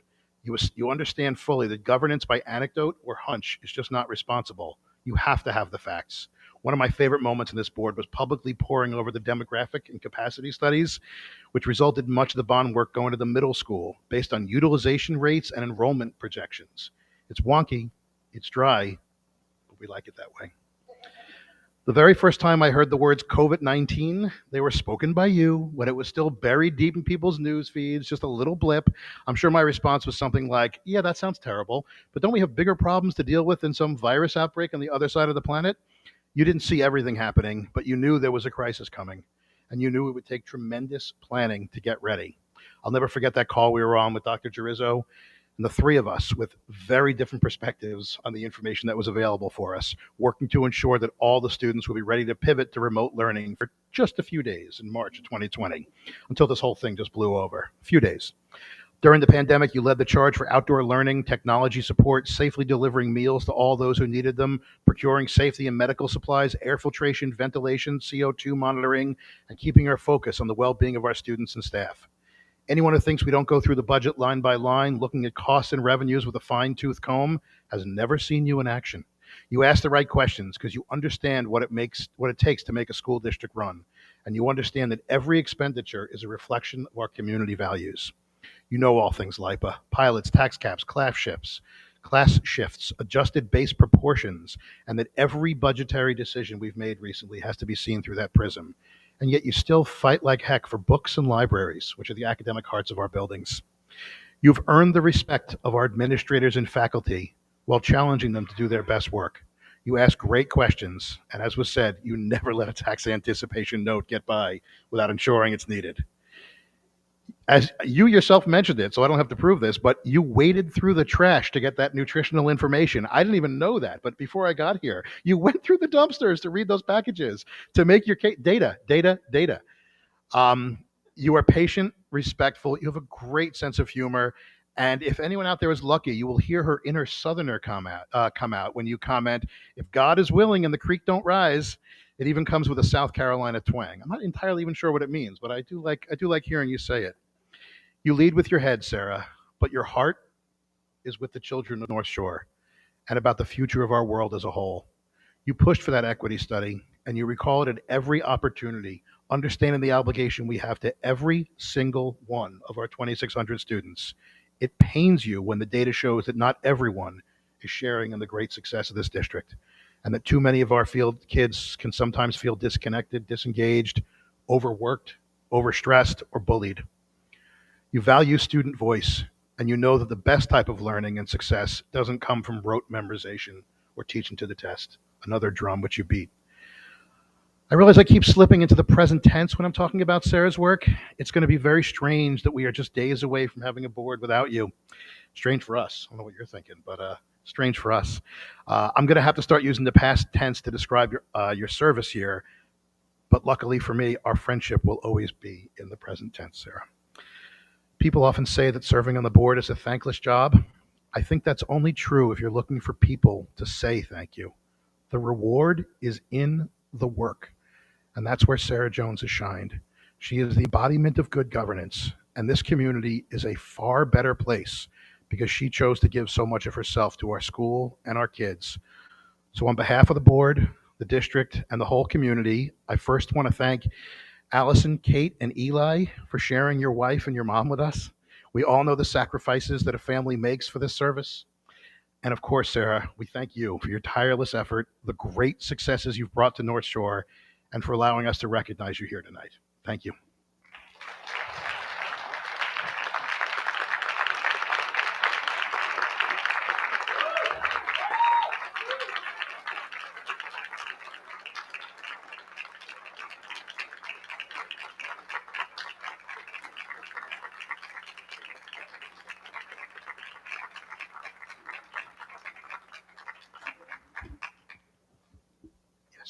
presentation of a couple gifts from the district. And I believe Trustee Mosca would like to present something from your peers here. So, am I okay? Yeah. You're okay. Sarah, it is my unusual honor to represent all of your trustee colleagues in presenting you with the board's personal gift to express our deep and long-lasting gratitude for your service, mainly because I need to explain why it appears to be missing from the dais. Right? So if you will take a look inside the envelope I've left on your desk, you will find a small pink felt ball symbolizing the seed of our gift. It is a young pink dogwood tree that is now approximately 7 feet tall and therefore too big to make an appearance here tonight. It is waiting nearby to make its forever home in your front yard. Fear not, delivery and installation have already been arranged.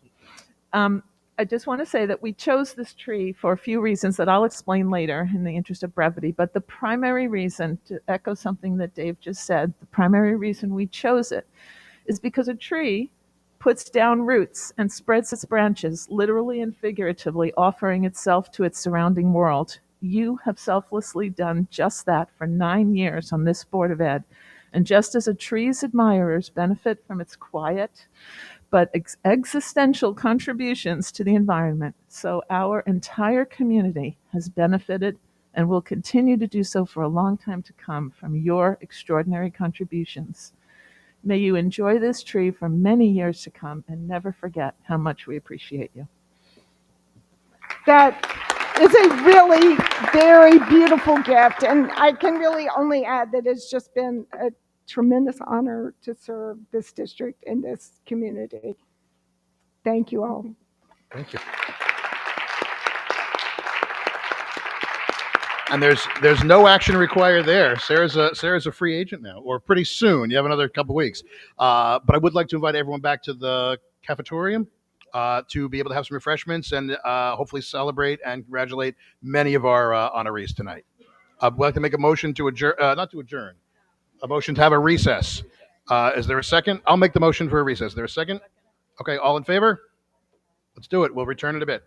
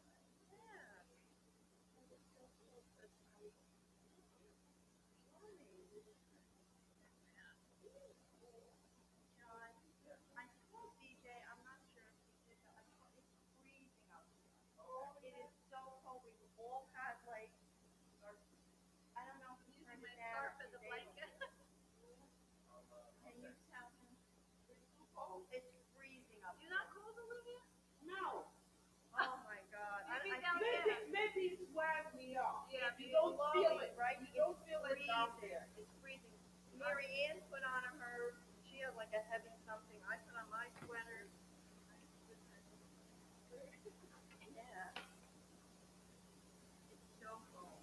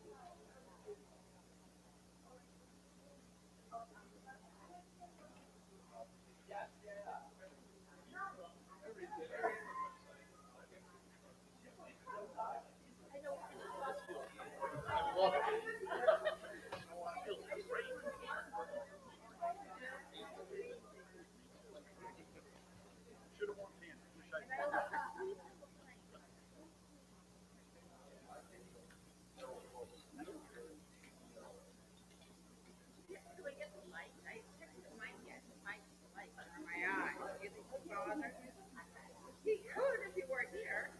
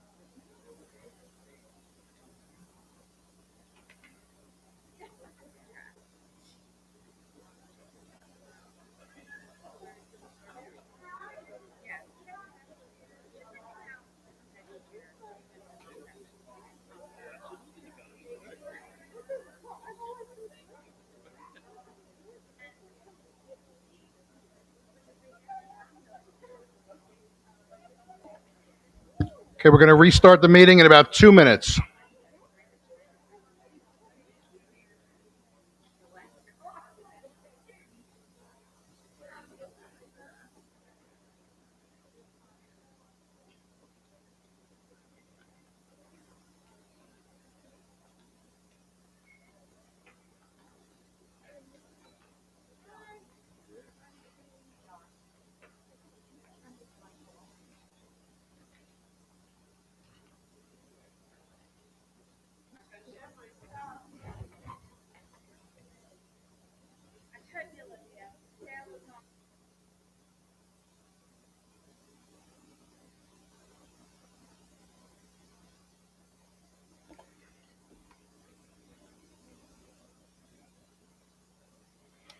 All right, I'm going to revisit that cupcake a little later in the meeting.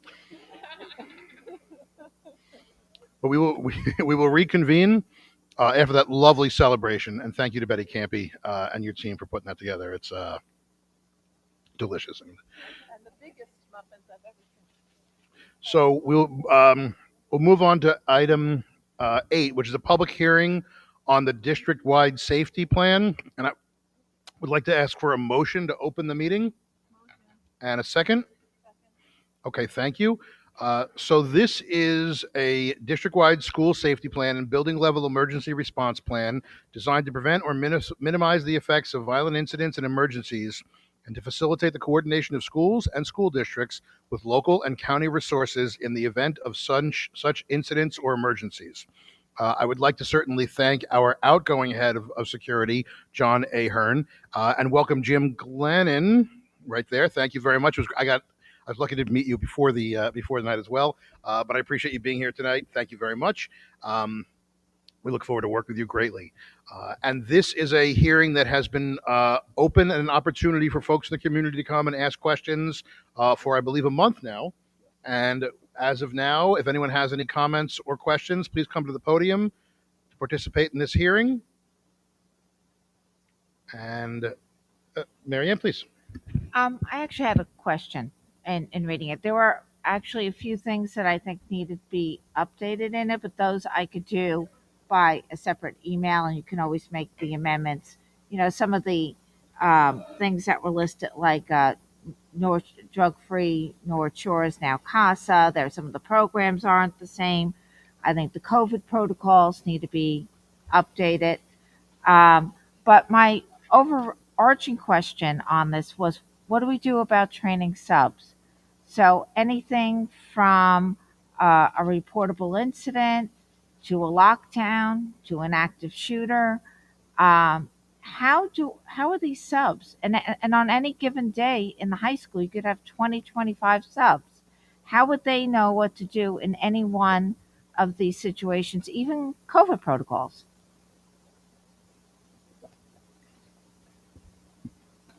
Dr. Z? Sure. Yeah. I think that's an excellent point. I think a lot of the training happens informally in the main offices when the subs come in, and they go over procedures. And we do have a stable sub pool that's in the buildings, tend to go to the same buildings, so they do know the procedures. But I certainly think that's an area to look at. I'm just thinking, you know, the horrible, like, you know, Uvalde, right? You have an active shooter. Yeah.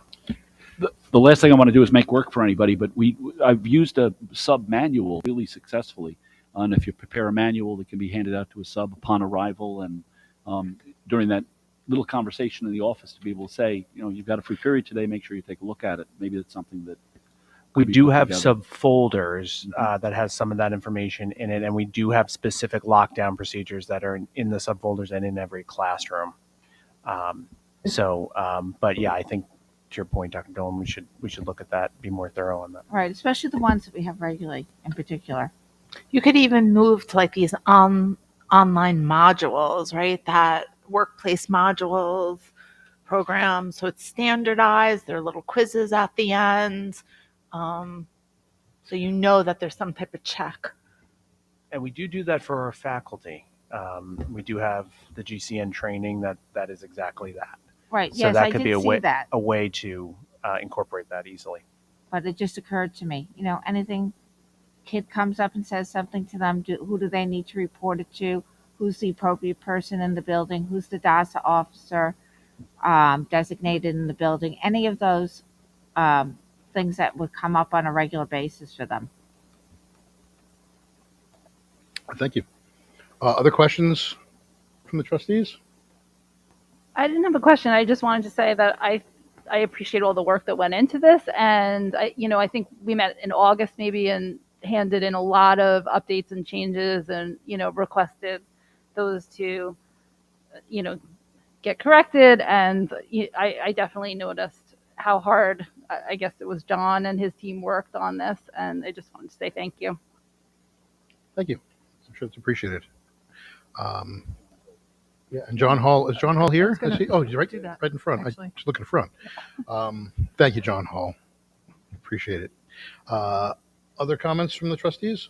Maria? Yeah, I was lucky to sit on the committee that John chairs really beautifully. It's incredibly well organized, and it was a great opportunity every month to review this kind of thing. I actually realized that wanted to verify, and also for the for the benefit of anyone listening, this is an annual process, correct? So this the committee will be reviewing it starting again, and there's opportunity. There are at least a handful of parents on the committee, so this is an opportunity for people who would like to be a part of the process to do so. Correct? Yeah. Thank you. It was really a pleasure to see how well you are organized, and the minutes are always incredibly helpful on the rare instances when you have to miss. So thanks, John. Thanks, Maria. Other comments before I close the hearing? All right, thanks to all. I will ask for a motion to close the hearing. Motion. I heard a second too. All in favor? Aye. And that, of course, brings us to the following action, which is the approval of said district-wide safety plan. Is there a motion? And a second? Thank you. Comments or questions beyond what we have said? Okay, all in favor? Aye. Action 10, which is the approval of minutes from May 26th of 2022. A motion? Thank you. I heard a second as well. Comments or questions? All in favor? Aye. I'm abstaining. Okay, one I wasn't abstention. there. Thank you. Action, I'm going to, Marion, thank you. I'm going to try to move a little faster tonight. We have a long night, so what you just did is perfect. Everyone just speak up when I miss it. Better you too, because you're keeping count all the time.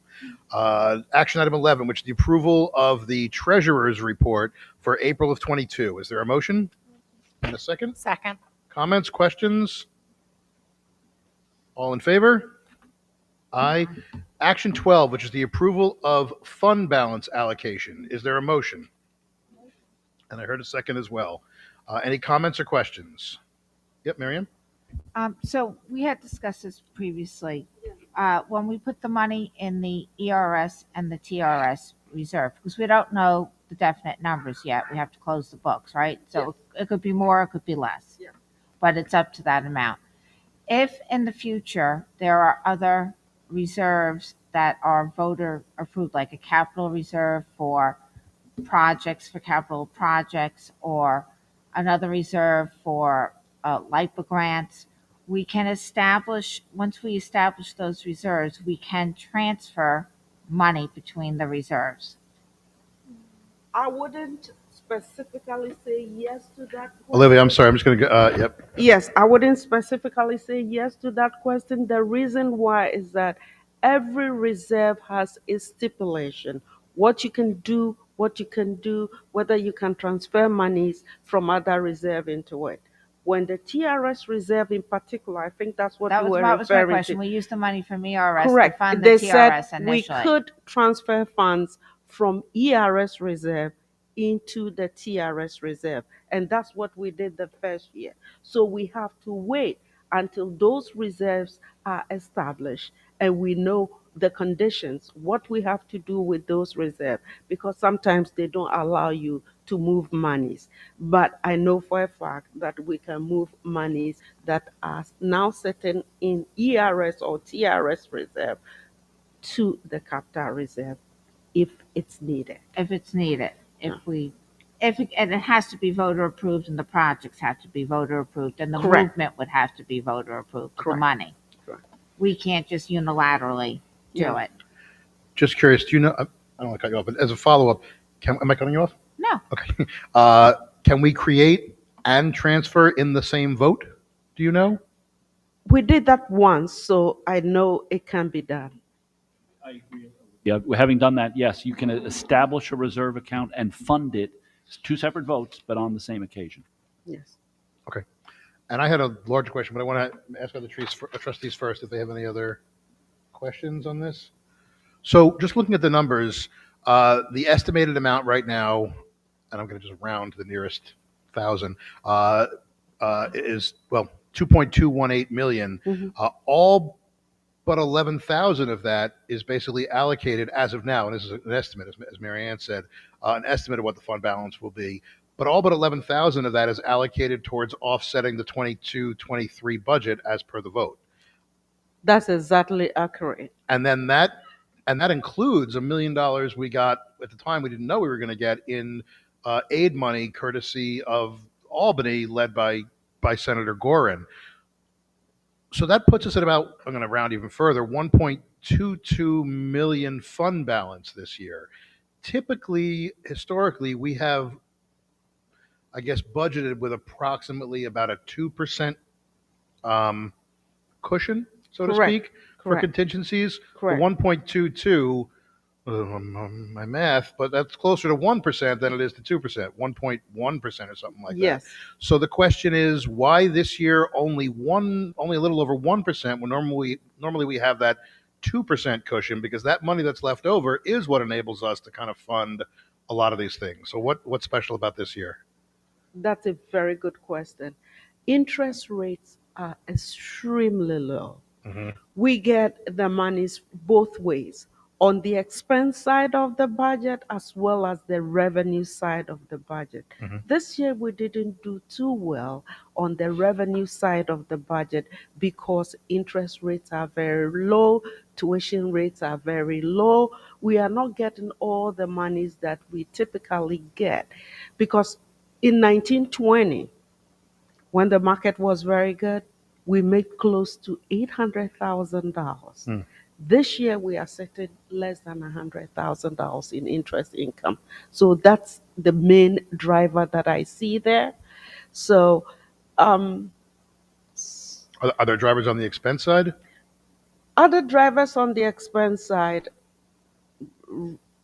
heating, electric bills have gone up. Our utility bills have gone up.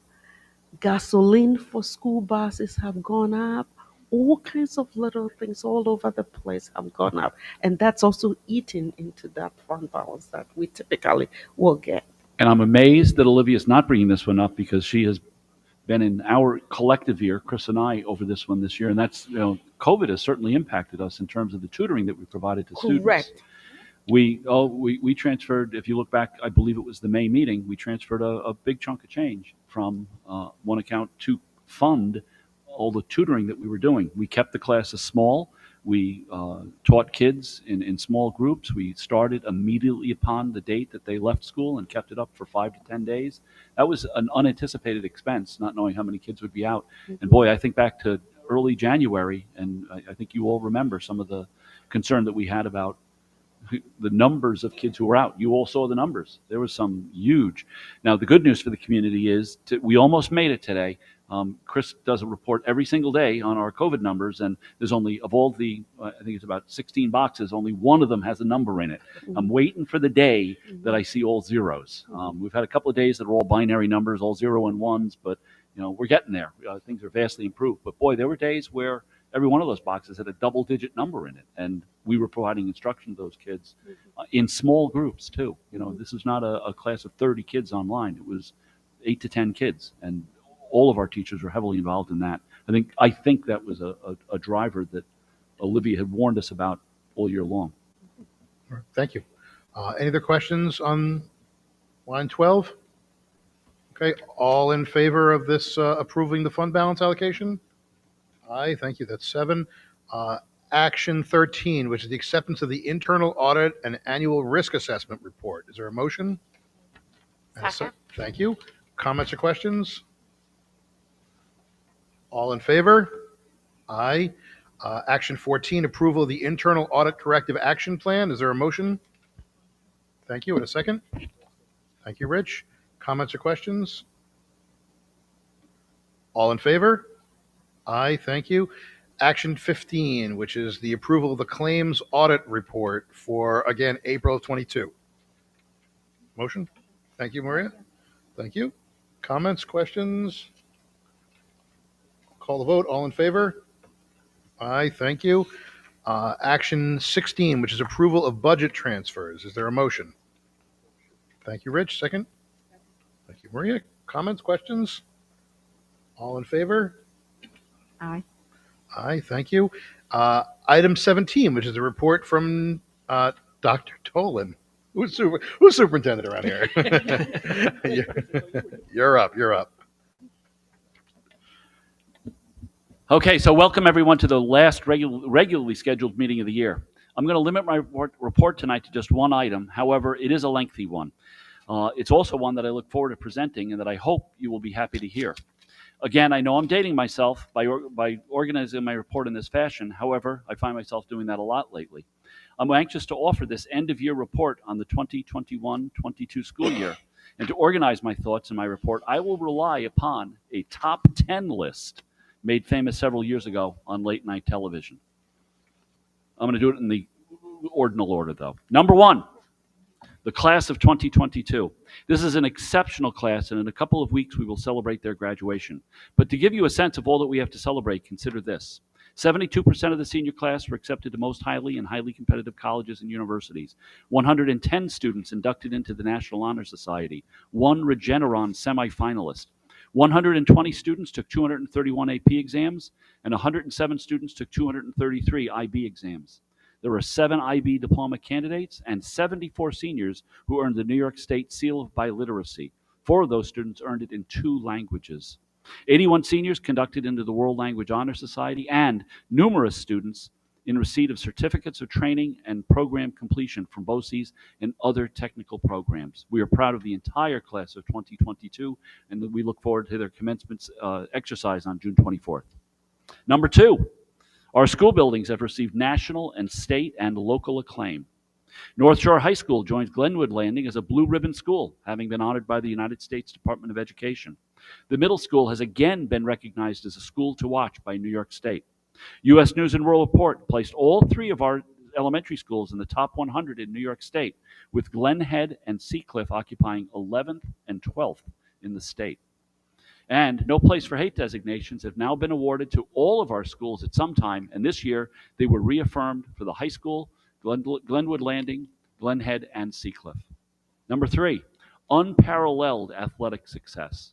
1 News 12 scholar. Conference champions in women's cross country, men's soccer, men's basketball, women's winter track, women's spring track and field, and wrestling.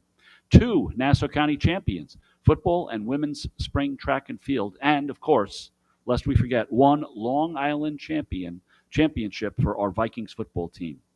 Also, numerous individual honors: the Adrian Zisk Memorial Award to Ella Begley and Aiden Stuhlberger, the Scholar Athlete Award to Kate Gilliam and Luke DiBenedetto, the Coaches Award to Amanda Ayers and David Berlin, Athlete of the Year Megan Griffin and William Feldman, the John Reardon Scholarship to Fiona Reagan and Andrew Noack, the Margaret Johnson Scholarship to Kate Gilliam, and the Andrew Fierstein Scholarship to Emma Nelson. Number 4, outstanding artistic success. For the 6th year in a row, the community was named as one of the best communities for music education. 6 years in a row. Successful virtual and in-person winter and spring concerts. 1 student was identified as a Long Island Scholar Artist. 1 student won an award in the NAFME Student Songwriter Competition. 1 student won an award in the Nightmare on Main Street juried exhibition. Another student won the New York State Kids Safe Online National Winner poster contest. And 6 of our students participated in the All-State Winter Conference. 4 of our advanced placement students took place in their art exhibit. The NYSBDA high school and middle school concert bands featured 11 North Shore students. The ACDA Eastern Division high school and middle school honor choir, 2 more of our students. The All-County art exhibit featured the work of 24 of our student artists, and among Long Island's best young artists at the Heckscher Museum, we also had a student. We had 62 students participate in a wonderful production of The Curious Incident of the Dog in the Nighttime, right here on this stage. Over at the middle school, Footloose, the youth edition, was completed, and 63 students participated. The middle school play, Trap, was finished with 42 students, and an outstanding production of Hello Dolly featured 75 talented students entertaining the entire community. Number 5, remarkable and valuable budget support.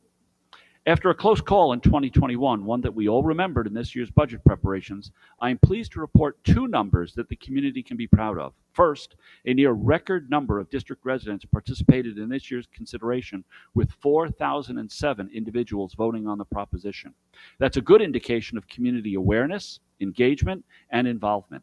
And the proposition passed by a healthy margin of 579 votes, an excellent indication of community support and a foundation upon which we can build. Congratulations also to our staff for organizing an impeccable event, particularly District Clerk Betty Campy, to whom I can never say thank you enough. Number 6, Departmental honors and accomplishments galore. In language arts, all of these will be entered. I have a number that will be entered in the record. I'll just read a few of them because there are 3 pages of them. English 8 students and teachers organized and performed readings of their original personal narratives in an outdoor memory story slam. 10 middle school English students earned special recognition, and 3 students won the Nassau Reading Council's Young Authors Contest. 6 middle school and 2 high school English teachers completed training in conducting Fontes and Pinnell benchmark assessments. 12th grade high school Writing Center fellows joined their peers around the country by attending the Secondary Schools Writing Center Association Spring Conference. In social studies, our students competed at the Long Island History Day competition virtually, and Nicoletta Kenny won 2nd place in the Long Island History Day for her individual paper. In science, I have a full page. I highlight just a few. Long Island Science and Engineering Fair, Round 2 invitation, Eli Wesley Jones, 3rd place, Behavioral and Social Sciences. Annette Park, honorable mention, Biomedical and Health Sciences. The NSPC Health Science Competition, Eli Wesley Jones, top 10 finalist in Behavioral Science, and Ariane Vera, 3rd place, Behavioral Sciences. The Junior Science Humanities Competition, Round 2 invitation, Eileen Zhao and Annette Park both entered and won. And the NYIT Mini Research Grant Award 2022, again, Eli Wesley Jones. Long Island Science Congress, we had winners in the senior division of Eileen Zhao, high honors in Evelyn McCreary, high honors also and the LISC Directors Award for Annette Park, high honors and the Directors Award for Eli Wesley Jones, and highest honors, most distinguished in category, for Sophia Martini. 6th grade science research students also participated at the Cradle of Aviation in the opening of their Hubble telescope exhibit. In mathematics, math students sharpened their problem solving skills through participation in a wide variety of competitions. 6th graders at the Math Olympiad throughout the entire year. Our 6th to 8th grade mathletes participating in several nationwide competitions, including the Mo Mathalon hosted by the National Museum of Mathematics in real time with peers across our country. Over 50 of our middle school and high school mathletes participated in the AMC 8 and AMC 10 competitions hosted by the Mathematical Association. Over 20 high school and middle school students explored math well beyond the curriculum and honed their research and writing and thinking skills by writing original math research papers accepted at the Long Island Math Fair. Our middle school Lego robotics team placed 4th out of 153 teams. Our high school robotics team became finalists in the New York City regional competition. Our media art branch of the technology department was proud to bring back its annual film festival this year, and our STEAM fair was a joint effort between community members and the district, collaborating with parents to provide an experience for hundreds of kids with dozens of hands-on activities and student presentations. In world languages, the NYS AFLT virtual video contest featured our students who won prizes in the authentic speaking task, 1st place and 3rd place, poetry recitation, 1st place and 2nd place, song in the lower division, 1st, 2nd, and 3rd place, the intermediate division, 1st, 2nd, and 3rd place, and the tongue twister recitation, 1st place and best in division. And yes, I confirm those tongue twisters are in the target language. Glen Head and Glenwood Landing participated in a pen pal exchange with students in Colombia, and high school students are participating in a pen pal exchange with Spain. And those pen pals are traveling to New York and meeting with our students for an afternoon together in the near future. 5th grade Mandarin students were immersed in an authentic experience during their trip to Chinatown Flushing involving hundreds of kids.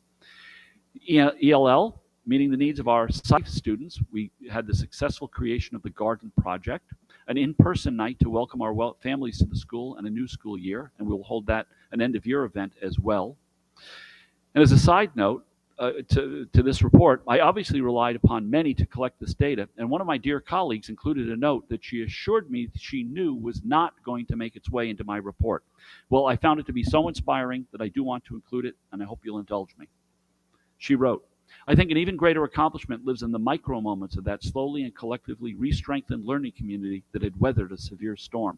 Every teacher who showed up for their students, met them at whatever level they presented, and made them feel seen and important and supported every step along the way. Teachers who had to dig deep for strategies to re-energize kids who felt defeated. Teachers who patiently retaught the basic skills of how to be a student, and teachers who had to roll up their sleeves and reach far back to pull students to grade level when they had slipped below. Faculty who cleverly matched students up with every other student so they could discover friendships and build fulfilling connections and identities. Staff who showed up each day knowing they could get sick and who put the energy into catching up students who returned to school after extended absences. A teaching staff that adjusted to every crazy curveball that came our way. Administrators who compassionately coach teachers through our hard or even crisis moments and help parents make sense of things. Ever diplomatic as they navigated some very delicate, demanding, and sometimes stressful conversations and relationships. People who pitched in and covered for each other in moments of need. This year was the heaviest lift for most people's careers, but I think the greatest accomplishment of all was the fact that we never for a second gave up on our kids. And that comes to you from Amy DiMiola, and I really appreciated her thoughtfulness in that. Number 7, back to the list, individual teacher honors. Donna Rice, high school library media specialist, was one of 18 librarians participating in a 2-year initiative sponsored by New York State. David Schultz published an article in the NYSAFLT journal. Jenny Maldonado published an article in that journal as well on organizational practices for all new teachers. Diana Garone presented a workshop for NYSAWLA, creating IPAs for authentic assessment in an online setting. So I did ask what an IPA is in educational parlance, because I've heard it elsewhere, but here it is an integrated performance assessment, just so you know. And thank you, Chris, for helping me with that one. Christina Maggiore presented at the NECFTL Classroom Roots Global Reach Conference.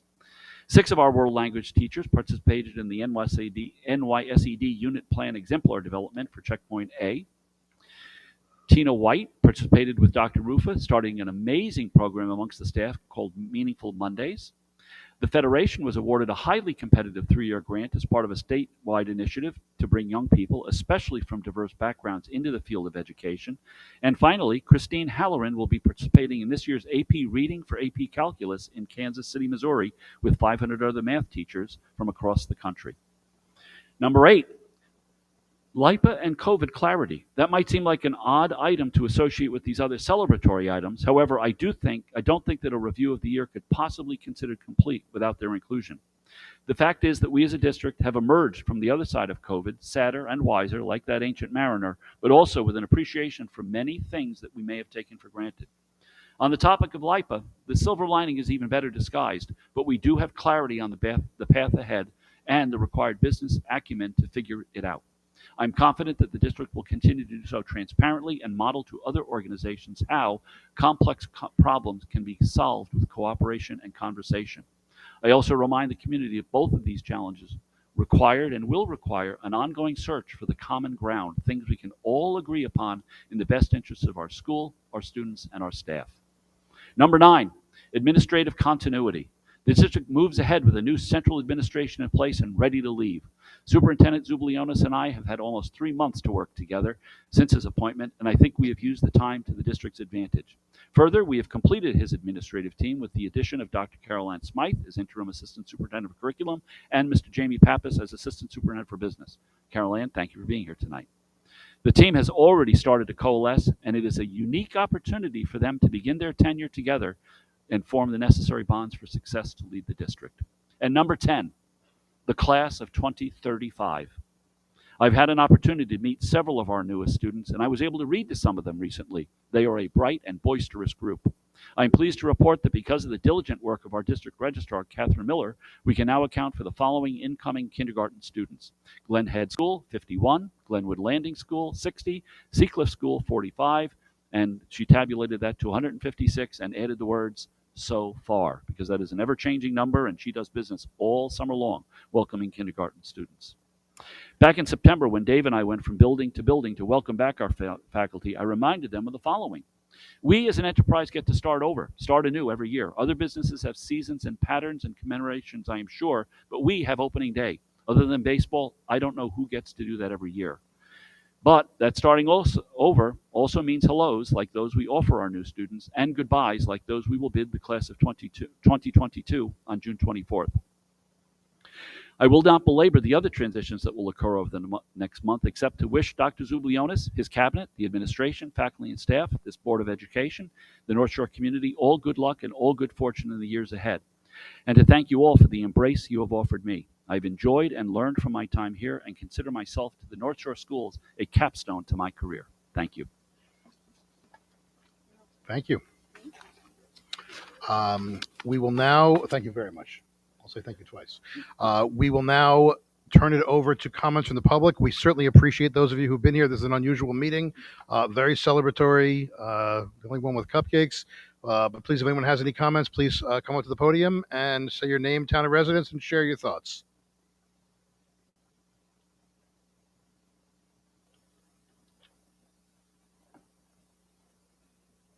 I'm sorry, we just need you to push the little red button so we can hear you. It's not red yet until you push it. It's like kind of clearish. Hi, my name's Anne Marie Dorman. I'm from Seacliff. And I'm here to thank Sarah Jones for her service to our district, community, and students. We all know you put in countless hours of meetings, conversations, and research to help ensure our children are provided with the best resources and opportunities possible. At the start of the pandemic, when everything was unknown, your dedication, research, and drive to have our kids in school and in school safely seemed your top priority, and I thank you so much for that. The community has been lucky to have your knowledge and skills for the past 9 years. So best of luck, Sarah, and thank you. Thank you. Oh, thank you.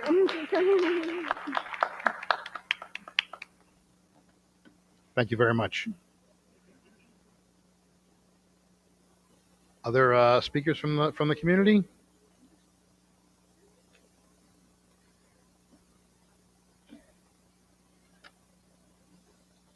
What am I supposed to do?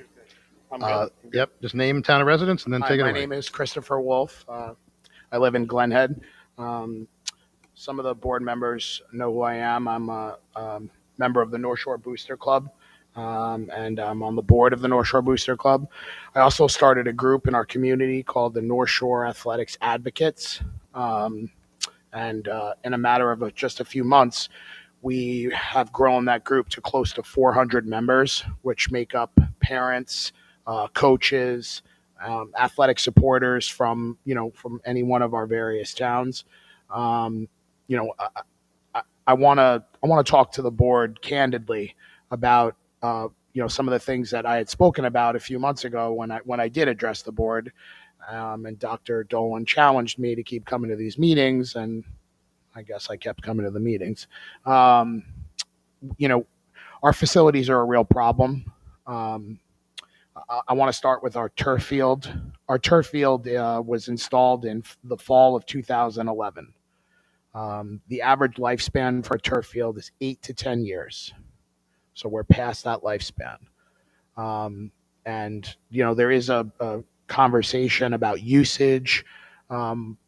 I'd actually argue that we have one turf field, so that turf field probably gets more usage than other districts that have 3 or 4 or 5 turf fields. And I'm on that turf field 3 or 4 times a week, and it's in very bad shape. I believe we need to replace that turf field, and I believe we need to replace that turf field now. It's especially scary because of the cost of this project. To replace the turf, it's not going to be a cheap undertaking, and the community understands that. But for all intents and purposes, we got through the LIPA situation this year, and I think a lot of us don't know what the next year is going to be. So people from the athletics community would like that new turf field to be part of the budget, not to be a capital reserve. If it's part of a capital reserve, it's in danger of not getting done. If it's part of the capital reserve, it could not get done for 2 or 3 more years. I don't think that turf field has another 2 or 3 more years. I think at some point, I don't think now there's an issue when it comes to safety, and me and Dr. Dolan have gone back and forth on this. And I can't say that the turf, came up and grabbed somebody and, hurt their knee or hurt their back or their ankle. But do we want to be that district that doesn't have a turf field that's safe? If it gets there, do we want to be in the newspaper and have people getting hurt on our fields from other districts? I don't think we want that to happen, let alone our own kids, our own athletes.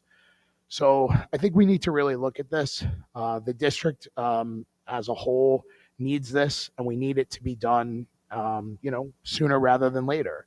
There's a lot of parents out there that are really not happy with the fact that that field is 10 years plus and it hasn't been fixed. So that's one thing that apparently the district needs to address in a timely fashion. The second thing is, it's my understanding that the gym floor came in $275,000 under budget. Is that correct? Is that correct? I'm not going to say 275, but it came in well under budget. Yes, Give or take 275. I'm not going to quibble with you. Fair enough. Yeah. Thank you. Good. It's a good neighborhood. Got How's it. that? We want to make sure that money stays with athletics. That money cannot find its way out of the athletics needs that this community has. That would be a really good starting point for the other things this community needs from an athletic standpoint, which is an additional turf field, possibly at the middle school, which is a complete nightmare when it comes to facilities. Our athletics group has, daily conversations with the community. Some of our board members are on that, in that Facebook group. And I've had conversations with Dave, with Lisa, with Marianne, where I've shared all of this with you guys. So, we're really depending on you guys to help us at this point. And we helped you guys. We had a big part in passing that budget. We told the entire athletics community, we screamed it from the rafters, we need to pass this budget. We said it at the Booster Club meetings. We need to pass this budget. We had Zoom calls 2 nights before the vote. We need to pass this budget. It passed by 500 plus votes, and we have almost 400 members. I think a lot of people voted yes. So I believe we had a big part in passing that budget, and we really need your help now. Especially with all the things that we have coming down the pike with the LIPA situation. Okay, thank you so much for your time. Thanks, Chris.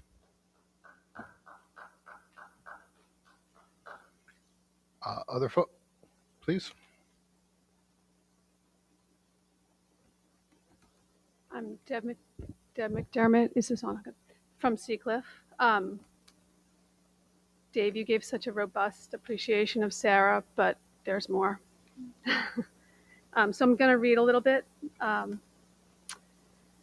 Early in her career as a school board member, Sarah Jones co-authored this district's resolution on high-stakes testing.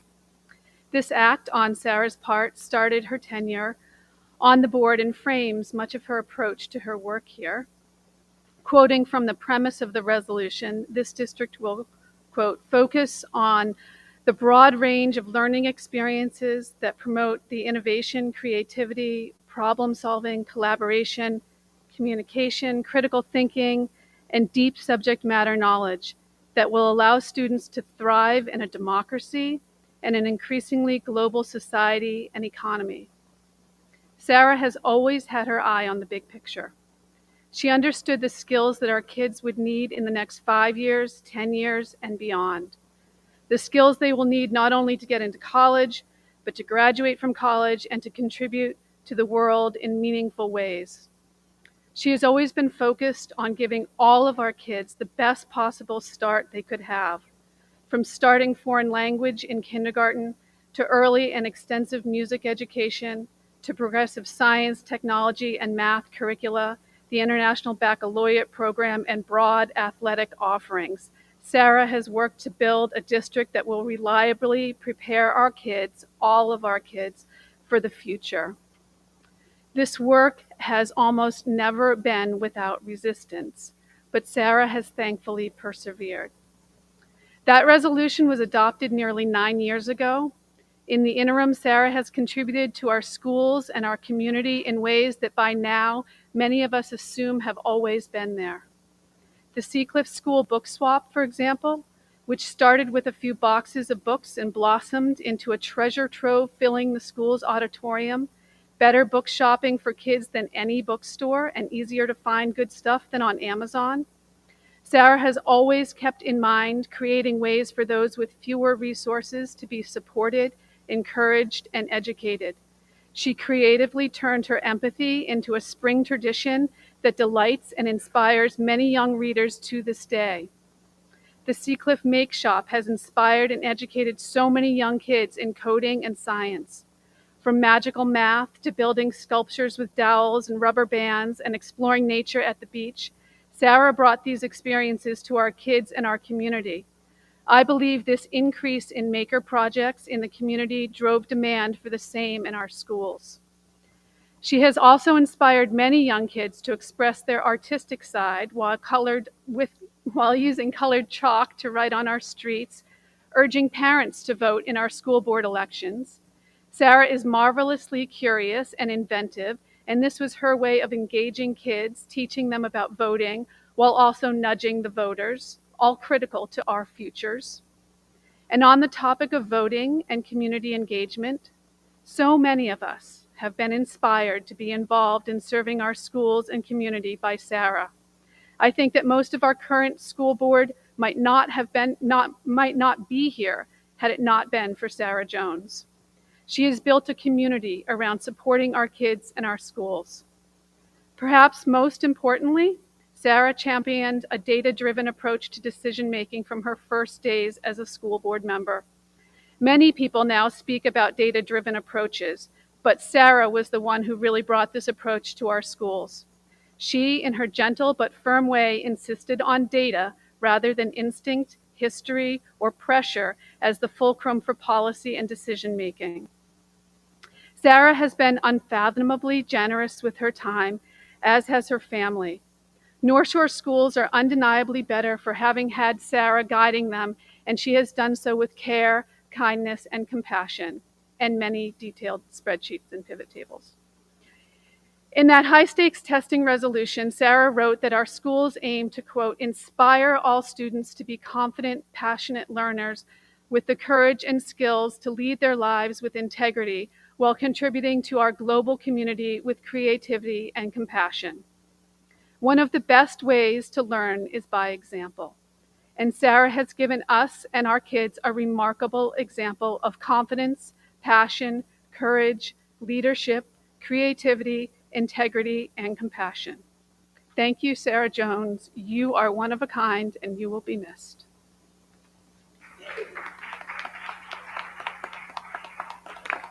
Thanks, Deb. Apparently I missed a lot. Thank you.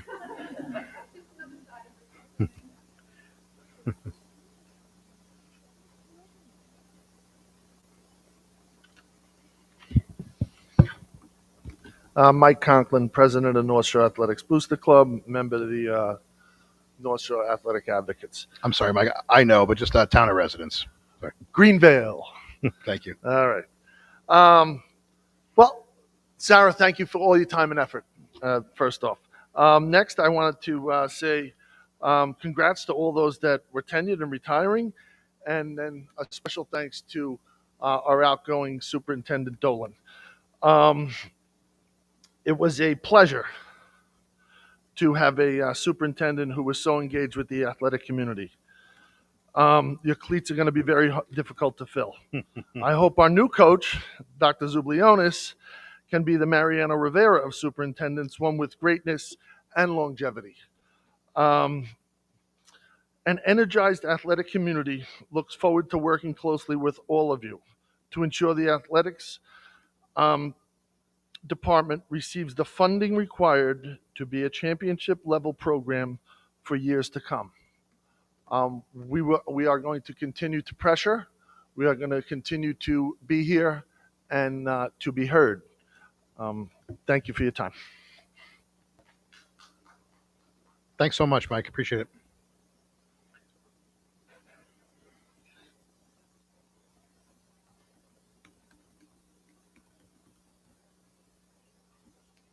Hi, Lisa Cashman Seacliff. What a great night, I have to say. I feel like I'm in the Wizard of Oz, and it's the last time before you're all wizards, and then apparently the curtain will be pulled back, and we'll see what kind of magic that I get to try and participate in. I didn't feel that I could let tonight go by without saying a few words.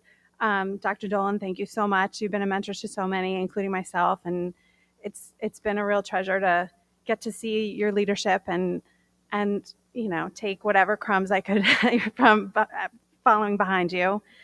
Olivia, I am so grateful for your years of service to the community, and I remember so distinctly. Nobody gives you a handbook when you start attending board meetings, and it didn't take a second before I realized how detailed and all the questions that got asked for every single dollar. And I don't want to belabor all the points. I know it's getting late, but it just is very obvious the love that you put into your work, and I'm so grateful that that is the school district that my children have gotten to enjoy for all the details that were already mentioned tonight. Sarah, I'm putting my glasses on to make sure I don't miss some stuff here. So you've been a trustee for Max's entire life. So when we moved here, there's a third grader who gets to experience the magic of the schools that you have helped create. And I am so grateful. I'm trying not to read exactly because I can't read my notes because I can't see. I'll just say that, I'm certainly not the data-driven person that you are, and I certainly cannot read a spreadsheet like you can, but your emphasis on process, your emphasis on facts, the things that have already been said tonight, that's something that I have learned from you and will do my best to pursue as I take on whatever I can. I certainly would never try and fill your shoes. That would be impossible. But I'm so grateful for your mentorship, and I hope that you'll continue to take my calls and let me pull the things I need from your basement and from your brain. For those of you who don't know, everything is in Sarah Jones's basement. There's really not anything that's not there. Yeah, I can't. Dave did a great job. Deb said so many beautiful things. I can't do more, but I, with my whole heart, say thank you. And, I hope this is the beginning of many conversations to come. Thank you and welcome to the board. Thank you, Lisa. Other folks? I think that does cover the remaining audience. So with that, I will close public comment. I really appreciate everyone who came and spoke tonight. And the comments have been recorded both in our minutes and in our notes and in our minds. So we appreciate that very, very much. We appreciate your patience tonight. We'll move on to action item 20, which are 7 personnel lines. Is there a motion? Thank you. And a second? Second. Any comments, questions? I will just make one, which is that we are saying goodbye to Dr. Maram Mabruk, who has filled in very admirably as we had a little bit of shakeup. Jen Imperial, as we know, did a fine job filling in at the middle school this year, and Dr. Mabruk stepped up to fill Jen's role at the high school, and Dr. Mabruk will be leaving us to pursue a administrative position, a permanent administrative position that I will go out on the limb and say no one is surprised to see that she got snatched up, because she's a great educator, and we're going to miss her and wish her the best of luck, as we will with all of our retirees and folks who've given so much to the district. Before we vote, any other comments or questions? Yeah, please. I just wanted to add a quick note that you mentioned Jen Imperial. I just wanted to publicly thank her for holding the fort over at the middle school. My daughter had a great year, and I think Jen was a big part of that. So thank her for that. Thanks, Maria. I think one of the things that we really insist is that we don't allow placeholders here. I think that was something that we talked about with Dr. Dolan. We were all very insistent that when you came on, it wasn't just keep us afloat. It was keep us heading on target. So that's well noted. Other comments or questions? Okay, all in favor of 20A through G? Aye. Thank you. Action 21, which is the approval of a memorandum of agreement. Is there a motion? Thank you. And I heard that we heard a second. This is a resolution of a contract with the paraprofessionals unit. Any comments or questions? Andrea? Oh, sorry. You're right. You're voting, or sorry. I saw a hand. All right. All in favor? Aye.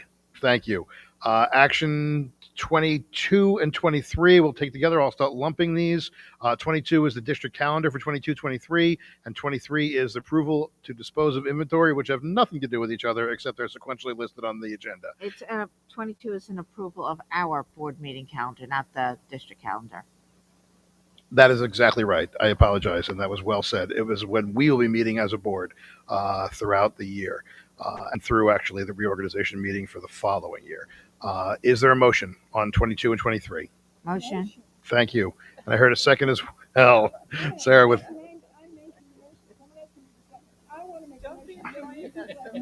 I'll leave it to the clerk. You just can't wait to get rid of that inventory. Any comments or questions? I appreciate the hard work that goes into this board meeting calendar. It's not easy, but not as difficult as the district calendar. So thank you as well. That's it. Okay, all in favor? Aye. 22 and 23. Action 24, which is two SECRA resolutions. Is there a motion? Motion. Thank you. And a second? I know we are moving quickly here, but I briefly just wanted to explain for the public what this is. SECRA stands for the State Environmental Quality Review Act, which is a law that requires a formal review of the environmental impact of any work being done. There are type 1 actions, which do have a significant impact on the environment, and type actions which do not. In this case, we have two projects. 24A are sundry potential projects being considered at Glen Head School, including storage facility, air conditioning, lighting, and more. And 24B is the aforementioned high school gym floor, which is a complete project, although not the bleachers. That will be a separate issue.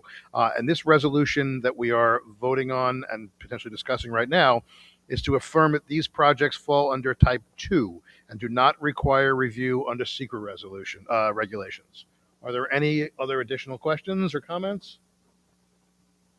We use the word SECRA a lot. I thought it was worth at least once saying what it all is. All in favor of 24A and B? Aye, thank you. We'll take 25 and 26 together. 25 are awards of bids. 26 are approval of contracts. Is there a motion? I heard many seconds. Comments or questions? All in favor? Aye. Thank you. Please. I just want to say thank you to John and Olivia. We saved some considerable time by getting the gym floor approved tonight. We'll be able to start on that project as soon as the kids are off the gym floor. I know it took some heavy lifting, and I really appreciate it, John. I appreciate it, Olivia, and thank you very much. That it's hard.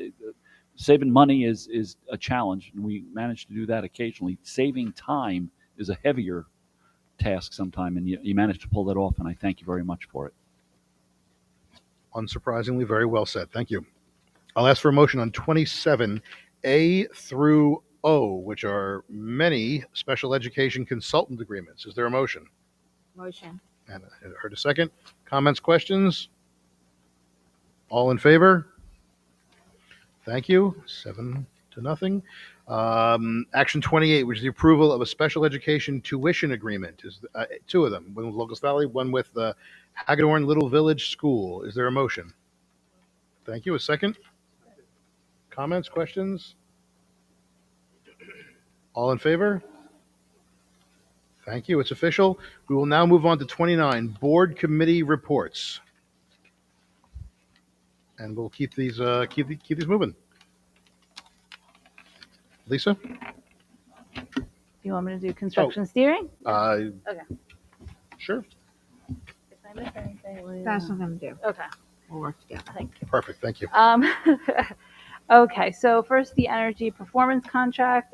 They are continuing to meet weekly. The air conditioning roof work will be completed over the summer, and they are coordinating their work with the phase 2 energy performance contract work. Testing and balancing. We talked about the repair reserve, and we have $580,000 for the HVAC work that are considered repair. So we will fix those from the repair reserve. Phase 1 construction, Glen Head is closed out. The general contractor is closed out. Glenwood Landing, the doors are installed, and they're finishing up the punch list items, and the nurses floor will be completed over the summer. Seacliff, they're working on punch list items, and the transaction window ship date as of this meeting, which was on May 24th. I forgot to say that it was supposed to be 6/3. The middle school, the steel is complete, roof decking and framing has begun. And phase 2, all projects have been awarded. The dust collection system is going to have an October installation, and POs went out for furniture. We talked about the generator, and the cost for a new generator for the high school would be $300,000 over budget. So for now, we're going to try to bring the generator service company in to try to bridge the gap until we have funding for a new unit. We talked about foul ball netting, which is complete. The tents are coming down. Noise complaints, we're working with an acoustical consultant on that. The electronic sign, I think Tom's going to discuss that later in the meeting, so I'll leave that to him. Outdoor learning, Mrs. Wojcik, the principal of Seacliff School, is working with Mamasi to come up with suggestions and designs to enhance outdoor learning in all the elementary schools. We talked about electric buses, and while it's not in this year's budget, we will have to comply with all new buses being electric by 2027, and any old diesel buses will have to be phased out by 2035. So the whole fleet will have to be electric by 2035. The Glenhead sinkhole, the fence came down, and now we're just waiting on grass seed to grow. The gym floor we already talked about, and we talked a little bit about the capital reserve list, how we're going to take everything from last year's failed capital reserve and add additional necessary items to the new list.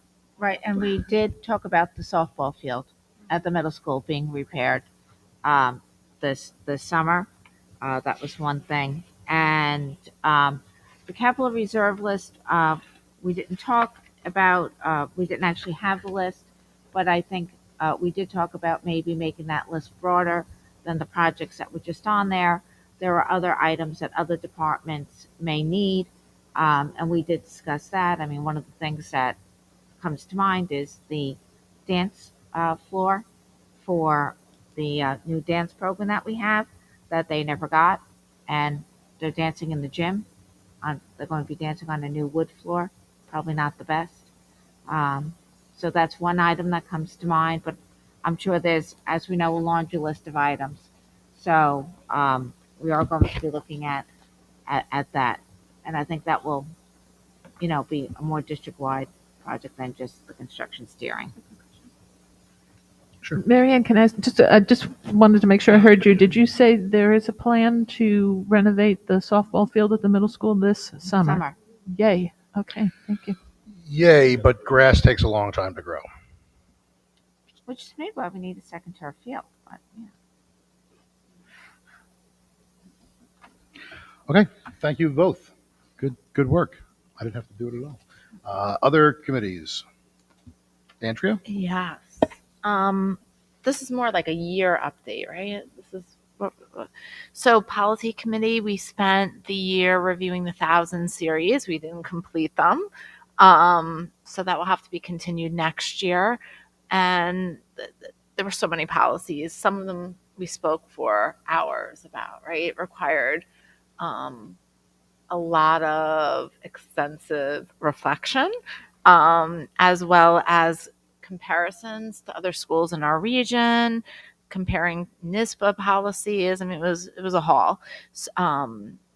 Sometimes we even had the lawyers come in and give us advice in the consult on some of the language changes. So as we move forward, I think we should continue that.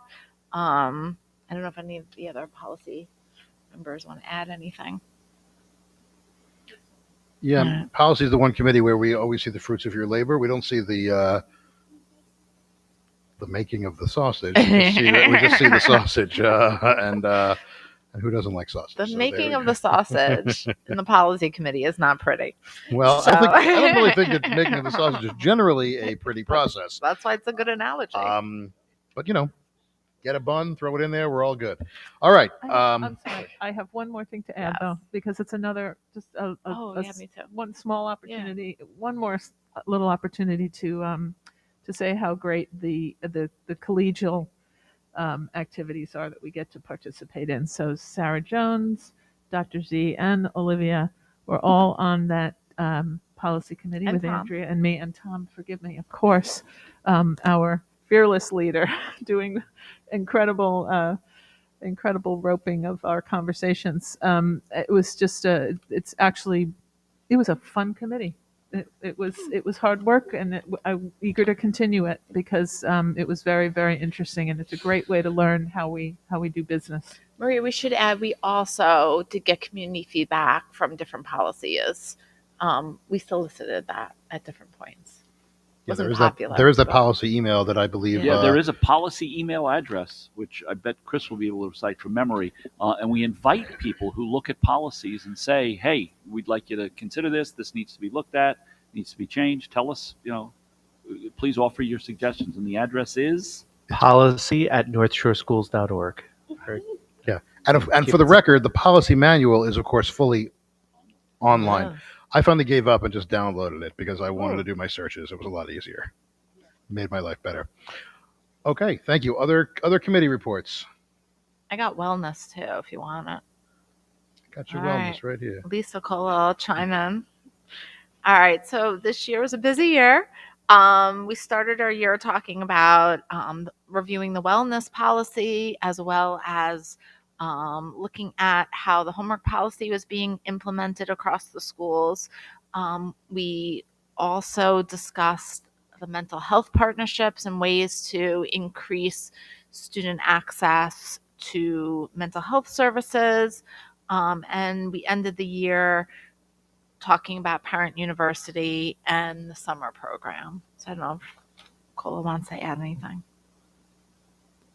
I think you got everything. I think at the last meeting, we also talked a little bit about the exemption for PE for varsity athletes. That, it's something that's come up both in athletic advisory and in wellness, and just exploring that as an option, looking at what other schools do, and potentially doing a survey.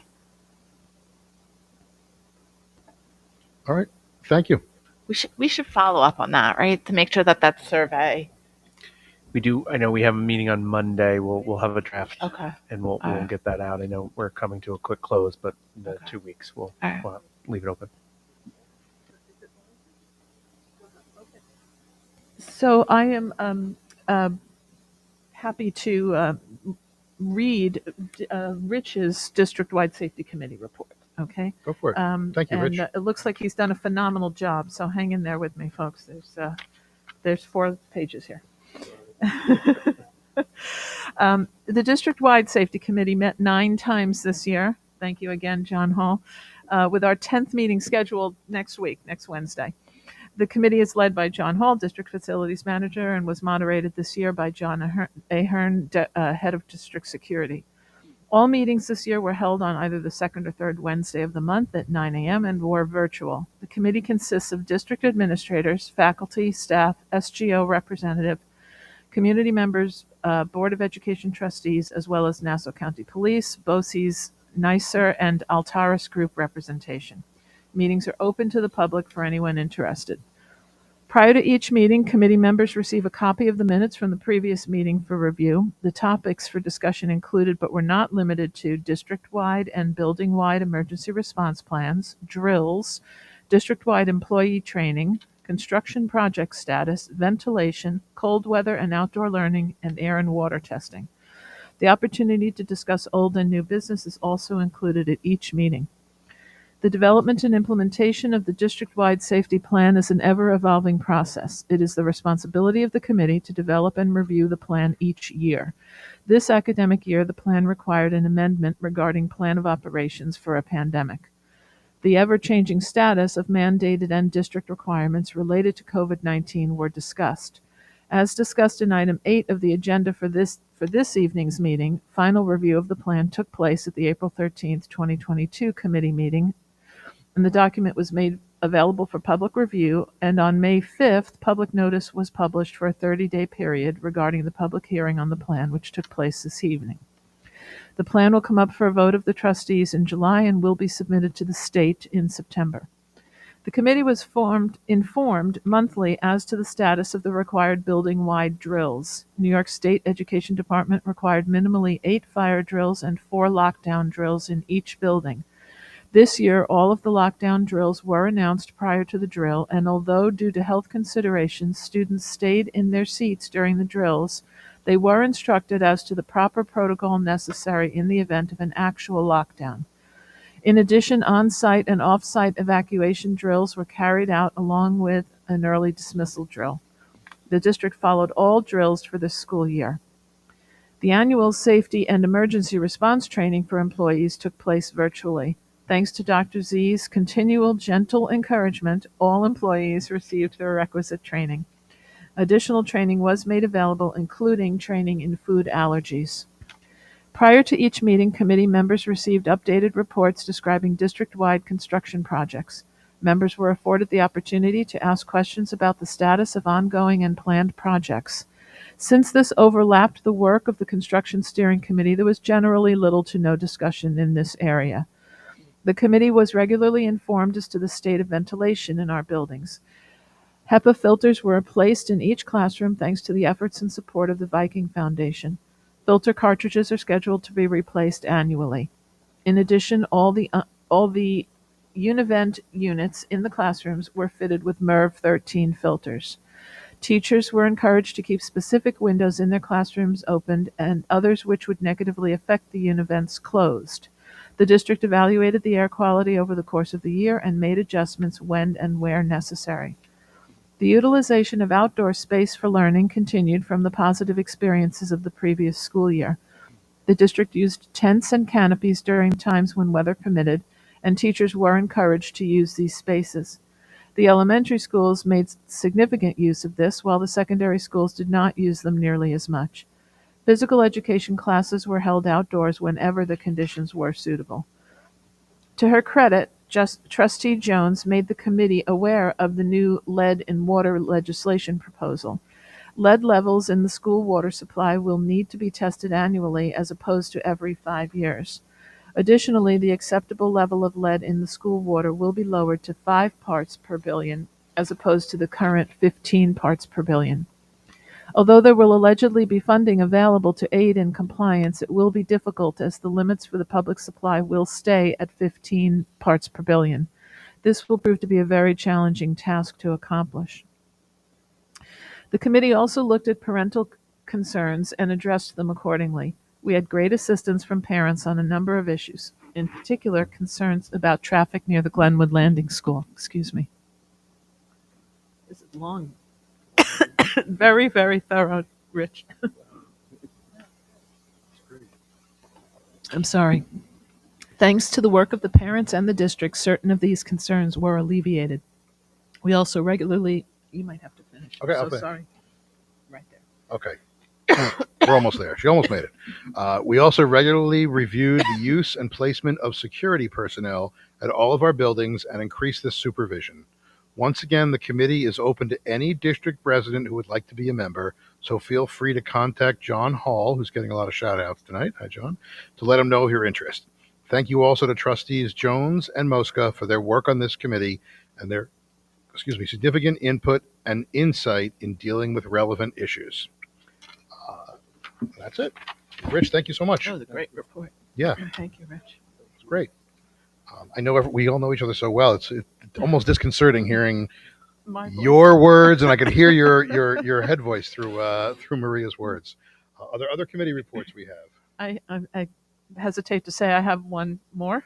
Please go for it. But we did work hard on this. This is the end of year report from the Legislative Action Committee, which I'm really proud of them. They just did an amazing job. It's a great group of people, and we worked hard to do what we considered sort of rebuilding, getting the committee back on its feet and ready to take more action next year at the board's directives.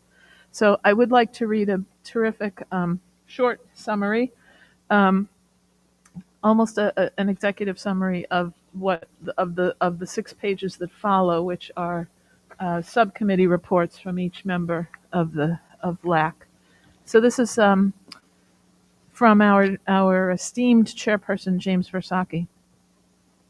I am pleased to present the 2021-2022 annual report for the North Shore School District Legislative Action Committee.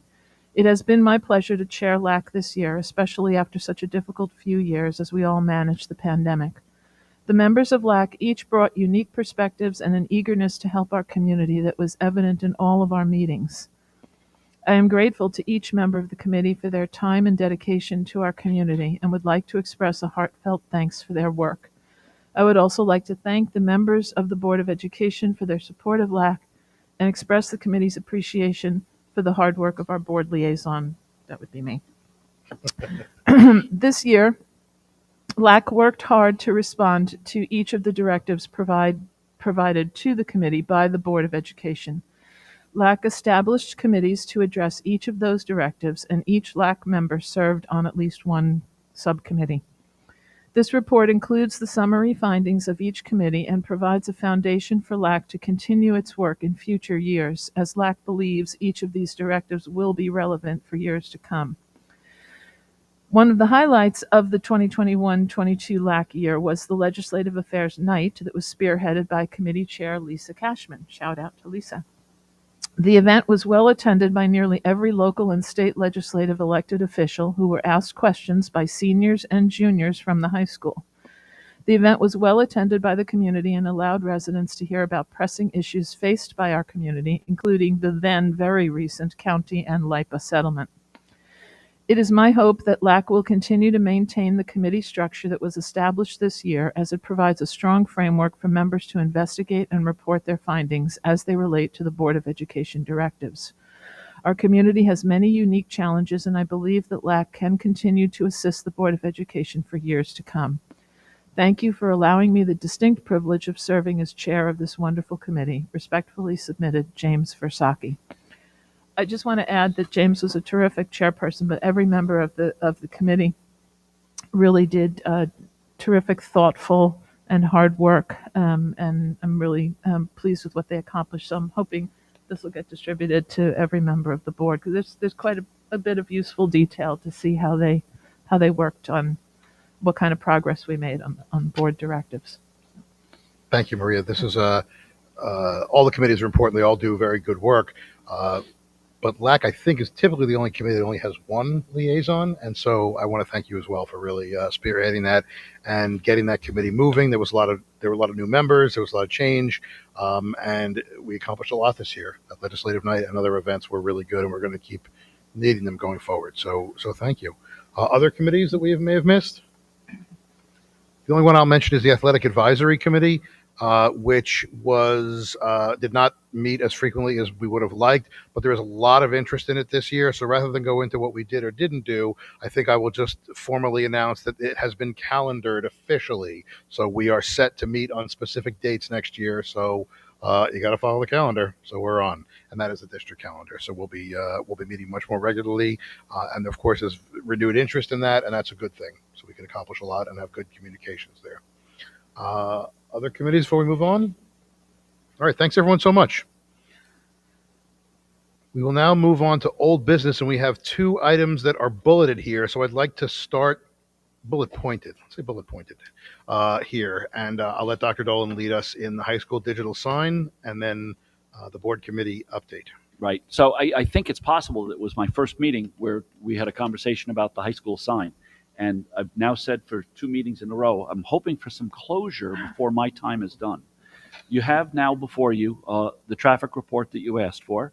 I know there might be some questions about it, and we'll entertain those questions tonight. You also have estimates on a number of signs and some pictures, some models of signs that we would consider installing.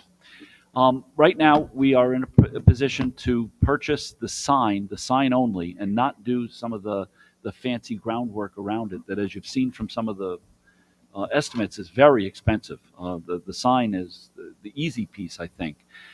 We have also identified a location, and we believe the location is not the one that was originally chosen right next to the Victorian House, but rather across the driveway from there. I'd like to place this on the next agenda, the purchase of the sign, and also an agreement that it will be placed in location 2 on that list of locations that you have, and begin the process of getting a vendor to install it. And then during the course of the year, I would propose the board look to modify the sign with decoration, and maybe even get students to work on it. I'm not quite sure. We have also begun to identify the mechanism by which the sign will be programmed. LEK, who I think is sitting in the back, way in the back. Somebody's in the back. It might be Elliot. Yes, he waved. All right. Elliot is aware that there's going to be a technological or a technical requirement for this. It is done remotely. You sit there with a keyboard. You don't have to be right next to the sign, and it can be used for a variety of school events. So, in the further desire for closure, are there any questions related to location, traffic study, the sign itself?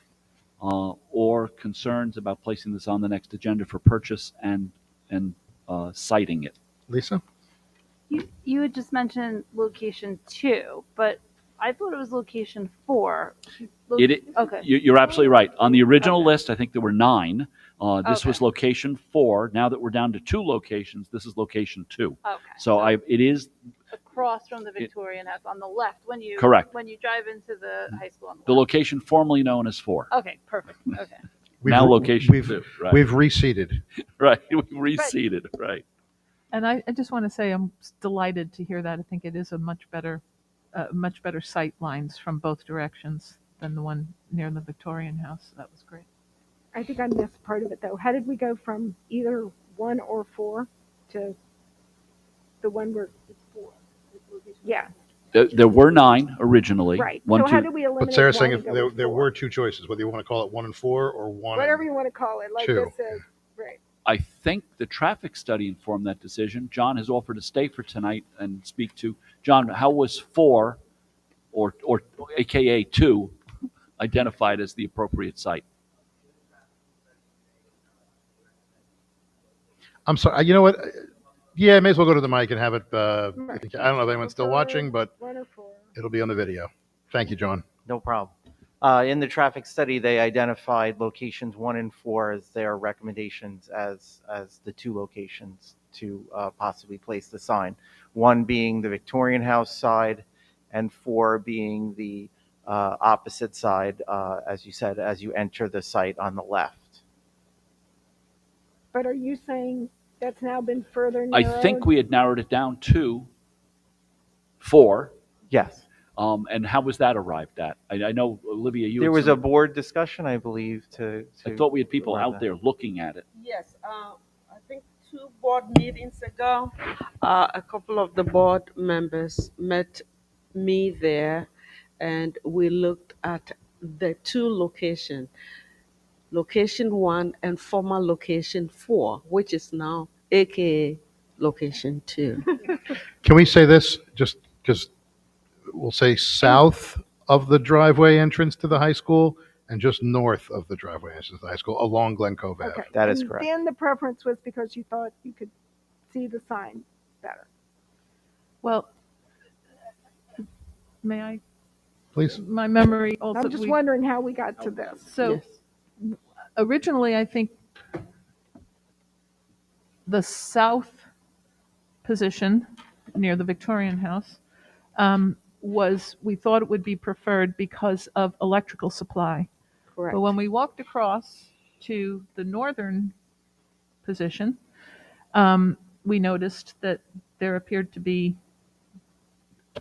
things supported by electricity. So we questioned that and said, isn't there electricity over here as well? And I presume it was verified that in fact the electricity is available there. I think, just to clarify, I think we talked about the construction steering and that the electricity that is there on the north of the drive is not sufficient to power the sign. So it was a relatively nominal Okay. difference. Okay. Correct. But I think Sarah's asking more for, I don't want to put words in Sarah's mouth, obviously. But my guess is that Sarah's asking more in terms of past concerns about where this would go. Are there any reasons driving it to north versus south? And that's true. And that's what I had emailed earlier also, was that, like, for me, not having been at this discussion about 1 versus 4, when I look at it, I was struck that the traffic study didn't express a preference between the 2, because the obvious difference between them is the proximity to the crosswalk, which also drove my concern that the traffic study talks a lot about clear zones and how to make sure if a driver is distracted by the sign and they drive off the road, that they won't hit a fixed object. They'll have time to recover and get back on the road, but it does not address pedestrian traffic or crosswalks in any way. And I think, to me, that would be how you would decide where to put it because of the vast amount of pedestrian traffic we have there. And their crash data examples aren't necessarily, clearly analogous, right? Like, they picked 3 schools that had signs, but the signs weren't necessarily at the intersection they were looking at. And I couldn't tell if they were looking at issues with pedestrians one way or the other, or bicyclists, or so I was wondering if there was more information, there'd been more discussion, or we had more professional input on how you keep pedestrians safe. I don't know if I'm helping with that question or not, but I know that Trustee Jones did send some questions today that we got some answers to. Do you want to share Sure. what we learned further today? Because were able to follow up on some of those that you inquired Correct. about. There is a summary so I reached out to the analyst, one of the traffic study persons at Atlantic, and they did respond to your questions as well as a summary. So I'll just read from their response. As mentioned, the described study, within the study, the focus was on whether or not the placement of the sign would result in an increase in distracted driving that might indicate a crash issue. We also, so they also performed a field visit to evaluate the roadway geometry and visibility of potential sign locations to ensure the placement was outside the clear zone, as you mentioned, so that nobody would run into it. As there is no digital sign at the site now, the previous incidents would not be a result of the non-existent sign. Had we been performing a safety study to evaluate potential improvements to the site, frontage driveways, one of the first things we would have looked at would have been the prior crash history. However, I do very much see your point. They would be happy to supplement the report if we wanted to. And then to answer your questions, he didn't offer a clear one or 4 designation, but based on the consideration of the foot traffic, he is now opining that 1 would, in his opinion, would be a better location. But they consider 1 and 4 the safer locations of the 2. But that's his opinion based on the latest news. They didn't indicate that in the report, but they're sharing that now.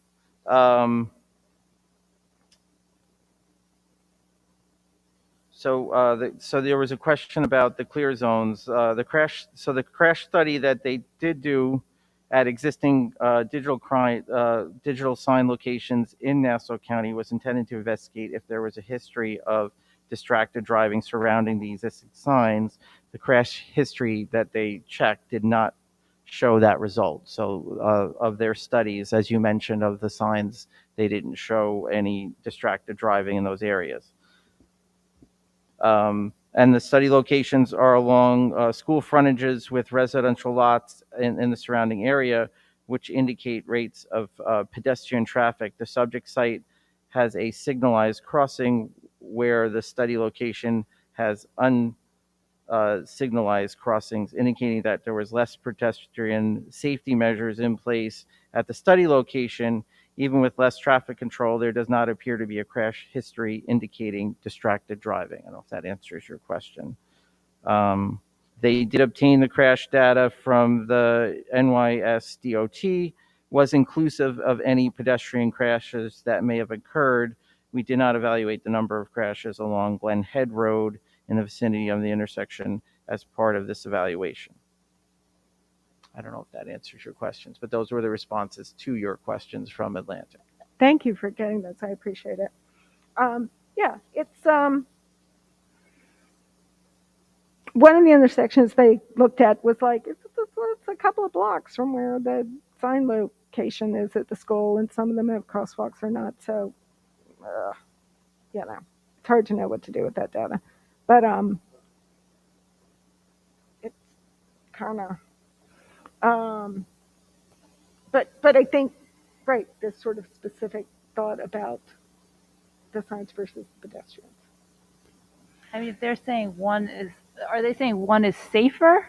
Was that? Well, they didn't know in the original traffic study, they listed 1 as 4. They didn't designate 1 or 4 as being safer than the other. They just considered that of the 9 total locations, 1 and 4 were the safest locations to install the sign. I believe after the site visit, the choice was 4.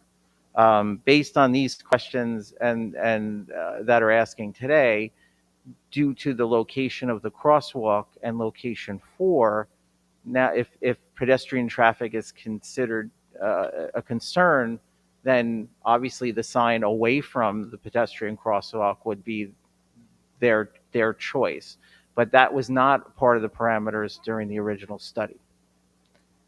Well, I would say pedestrian traffic is a concern, right? I mean, I gotta say, I have firsthand knowledge. Every single day, I pull out in the morning and at night from the middle school, and I make a left.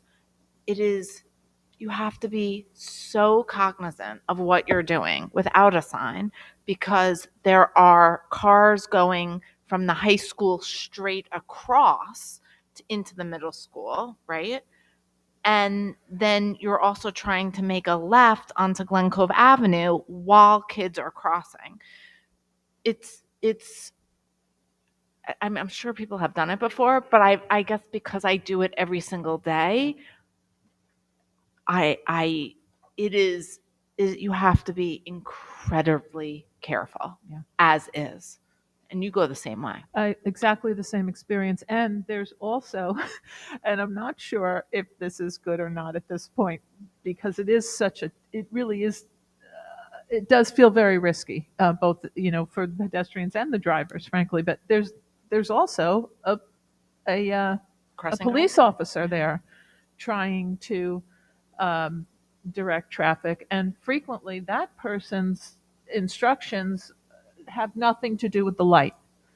They are actually, to their credit, trying to accommodate the students who are also crossing in 2 directions, perpendicular. And so it is actually a terrible intersection. It is a terrible intersection because they don't line up properly. Is part of the problem. Yeah. So that's part of the problem. But what I'm wondering is, what is the size of the sign, because you have more real estate in location 1 than you do in 4. I'm just like, is it going to be sort of sandwiched in there? Will we need to take down that tree to put in the sign? I never want to take down a tree to put in that sign. As well as, of course, you're going to have you do have a lot of movement across there with students, faculty. You have faculty that teach both at the high school and the middle school All day. that are coming across. Well, so I'm just wondering, what are the dimensions of the sign? I don't have dimensions. We did have a contractor look at it last Friday. We're waiting for his proposal and the size of the sign. He did, interestingly enough, offer a 2-sided sign for location 2, or formerly known as 4. Which is a better visibility compared to 1, because you will see it from both locations, and it will be higher up off the ground in 4. He didn't mention having to remove a tree. But upon getting the size of the sign, I was going to do a mock-up for you to show, so we could see out of plywood what that might look like. But if they didn't consider the pedestrian safety at all, if they had, would they still have settled on sites 1 and 4? Or is it that, like, once we whittle it down to 1 and 4 and then consider the crosswalk? Well, they do state that in their DOT crash analysis, there was pedestrian accidents included in that data. But they said 1 and 4 were the safest. Yes. Without considering pedestrian. And safest, does that mean safe or the safest? I mean, Safest of the 9. Of the 9. Based on the clear zones, but that's about cars running. I have to say, when I looked at this, I agreed that 4 was the most visible, and I thought that would be the most aesthetically pleasing. But when we take into account pedestrians and safety, it seems dangerous. Just as long as we're sort of all over the place with questions. Is it completely out of the question for any number of reasons to consider that we prefer 4 because of the visibility, but perhaps we need to move the crosswalk to the south position? That's really not an option right now without moving the signalized crosswalk, the buttons for the pedestrians. Okay. And if An we enormous went, expense. and in those actions, the district would have to pay for those, and then the county would take them over. Okay. And the county tells you what you have to install. You can't install Okay. what you want.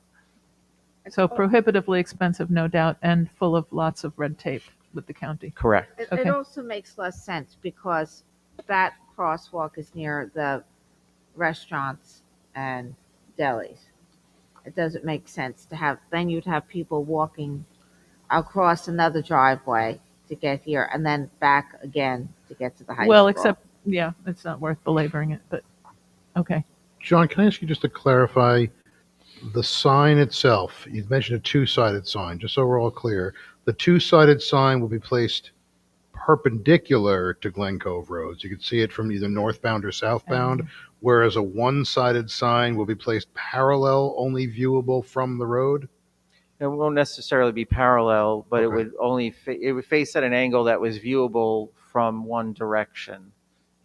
So, for example, on the Victorian side, the south side, it would be that angle. So when you're sitting at the light or driving through, you could see it heading southbound. So if you were driving northbound, you would see the back of the sign only. You would drive past it. You really wouldn't see it. Whereas in location 2, you would see the sign driving north and south.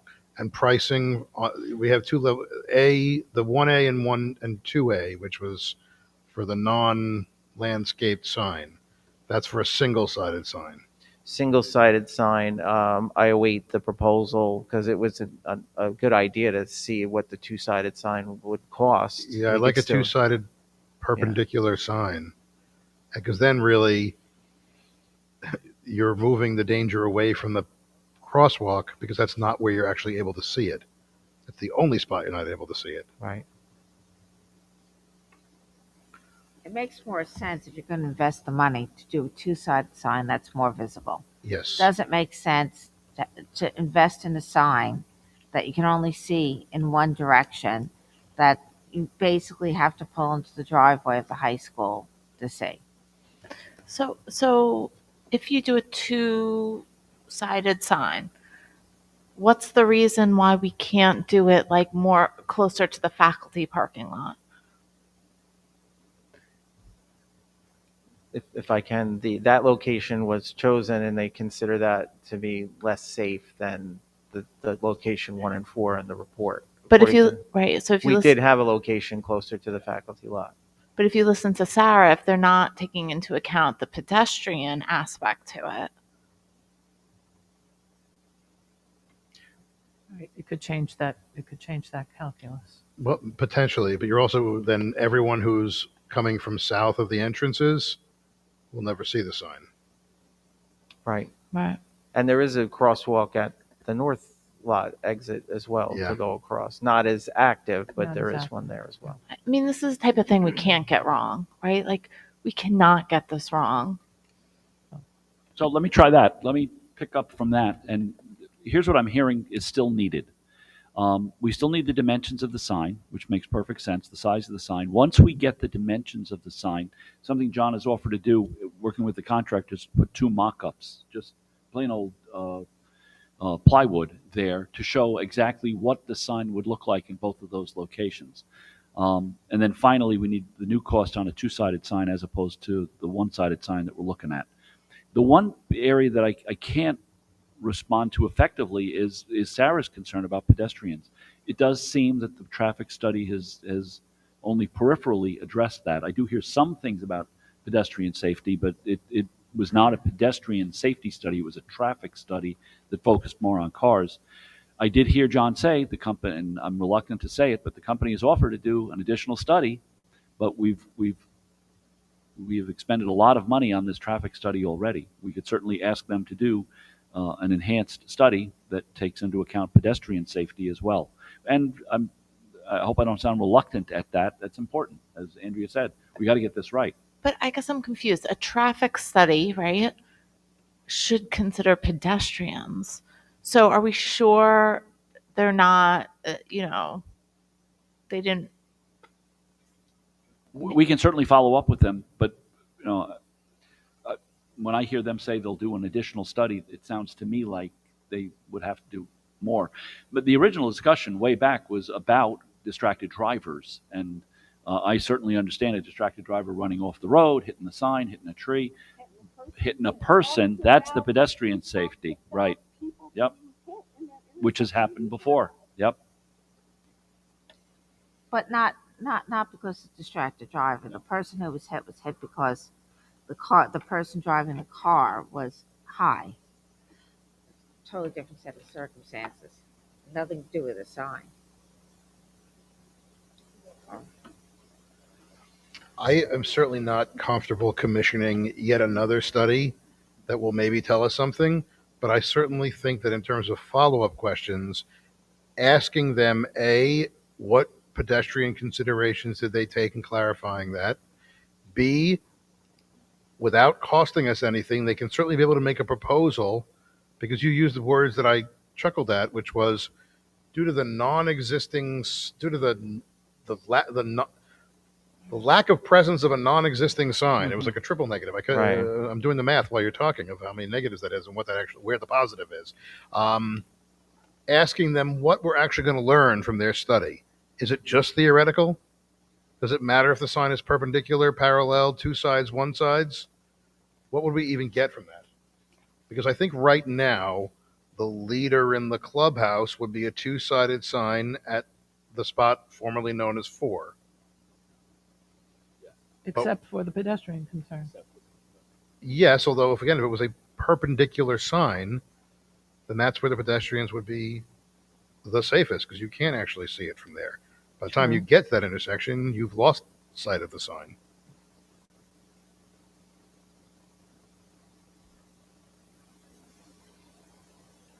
I'm hearing the same thing about the leader among the choices, but I'm also, trust me, I'm certainly hearing that there's not any sense at all that we're ready to move forward with this without additional information, which we will endeavor to do, and just keep moving forward on the project and eventually find a project that answers everybody's concerns. Is there a time frame within which we could try to have those answers? We have construction steering on the 21st. I'll do my best. If I have your questions. If maybe somebody can email me a collective, so we grab all the data from the board that we can, so that if I am asking them to amend, we make sure we're getting all of the data that you need to make those decisions. And I'll accept those. Any question that I didn't just identify, those being the dimensions, the cost of a two-sided sign, the consideration of doing, I'll write these down for you, John, the consideration of doing a mock-up, but then the pedestrian concern is the one that I'm not able to respond to, and I don't hear an adequate response. The perpendicular versus the parallel. And what effect a sign at the crosswalk for either of those two options would mean. That should be something that they should be able to tell us in their estimation. What's the last one, Dave? Say the last one again. That if you have a sign located at a pedestrian walkway, how historically in situations where that exists, does it affect pedestrian safety vis-a-vis perpendicularity or parallel? It's not really located at the crossway. No, it's behind the crossway. Yes. I mean, by the time you hit that sign, you're already across the crosswalk, heading in. What it will stop is students from walking through that garden, which they do regularly. Okay. Okay, John, I'll get all these to you in writing. I have them here. We'll talk tomorrow, and just pushing forward, with the understanding that this is a project the board wanted done. I'll try to do my very best to get answers and move the project forward that much more by the next meeting. For what it's worth, I do very much want it. I would like to find a way to make this happen. Okay.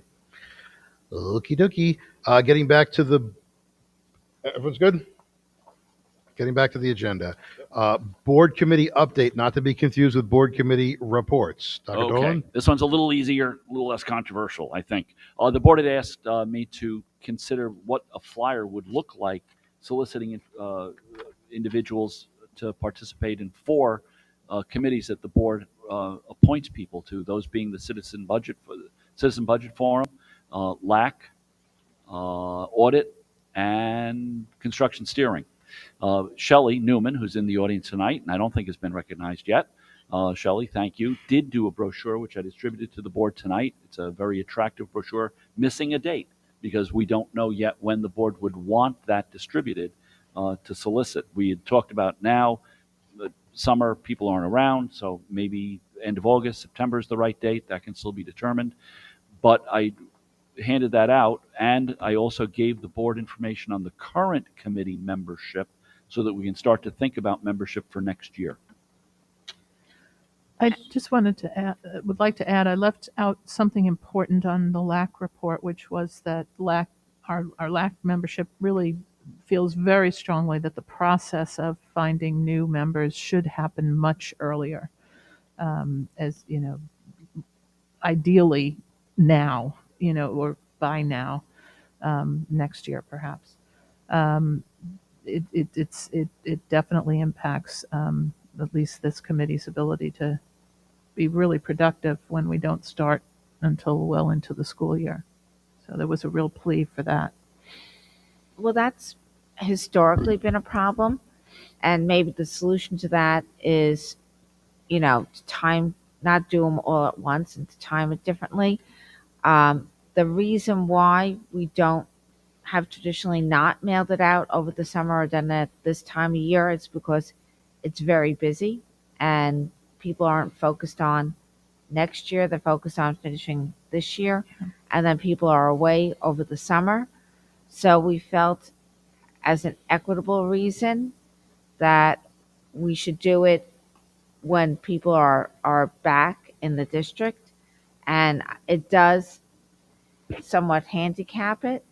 But if you have a lot of members remaining, perhaps the existing members could meet until the new members are selected, because you would really have to do Good it in idea. 2 different phases.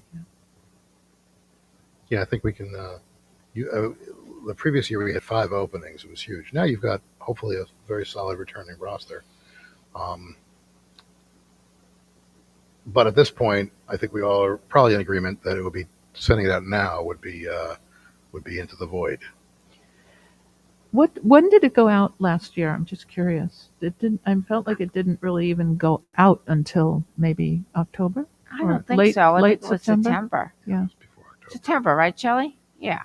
Usually goes out in But when in September. September? I'm just wondering. Can we get a really early September start on this? Since we're starting to talk about it now, is there any reason why we couldn't target? This is ready to go. We need to put a date on it. Shelley's done all the work. I'm looking at her as I say, we could have it out concurrent with the opening of school. Yes? Mm-hmm. I think the actual mailer, if I may, is beautiful and ready to go, other than the fact that we know we are going to need members for legislative action. We know we're going to solicit folks for the community budget forum, which may or may not be part of this mailer. We have to, and Dr. Dolan, I'd like to ask you officially to follow up with our existing members of the audit committee and the construction steering committee as to their interest in returning. Okay.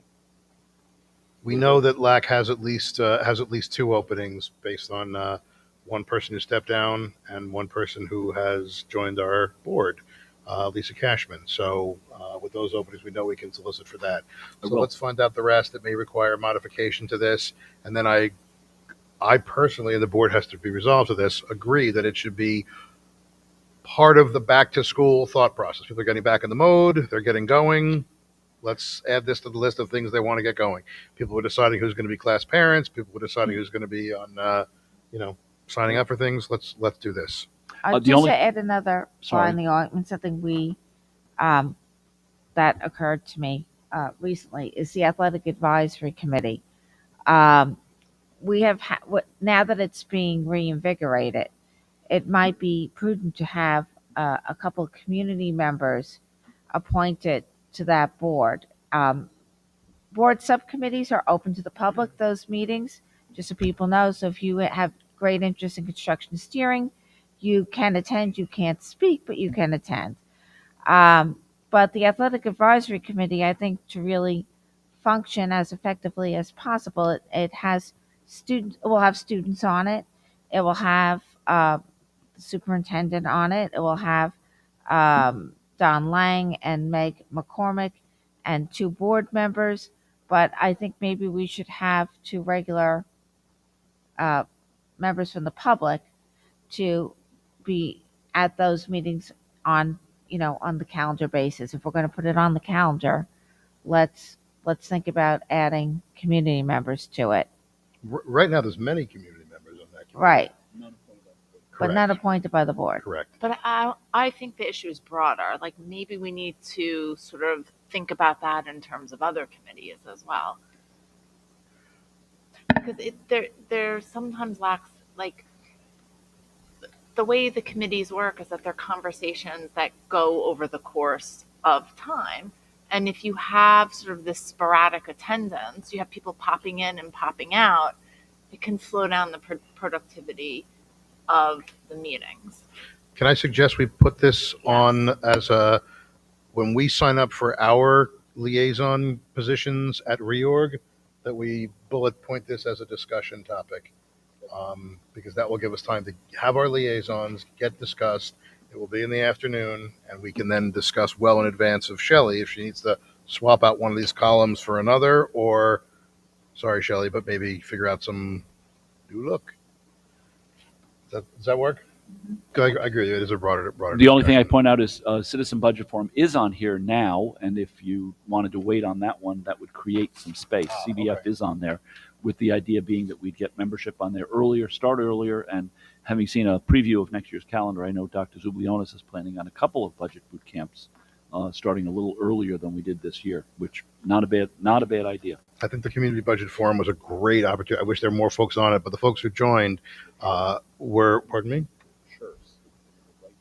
Good, sure.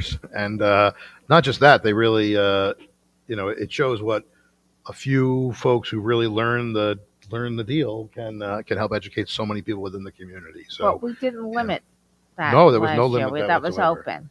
That is open enrollment. Community college, Community Budget Forum, open enrollment. Okay. Thank you. Other old business. I have old business. Okay, Marianne. So there's been some discussion in the community, and this is not a policy review question. 2019, 2020, we reviewed the policy on tutoring, and we expanded it to include coaches, which has, I think, had some feedback from the community that is not necessarily positive. I would ask that we look at that policy again, this time getting some input from the community, from our athletic directors and coaches.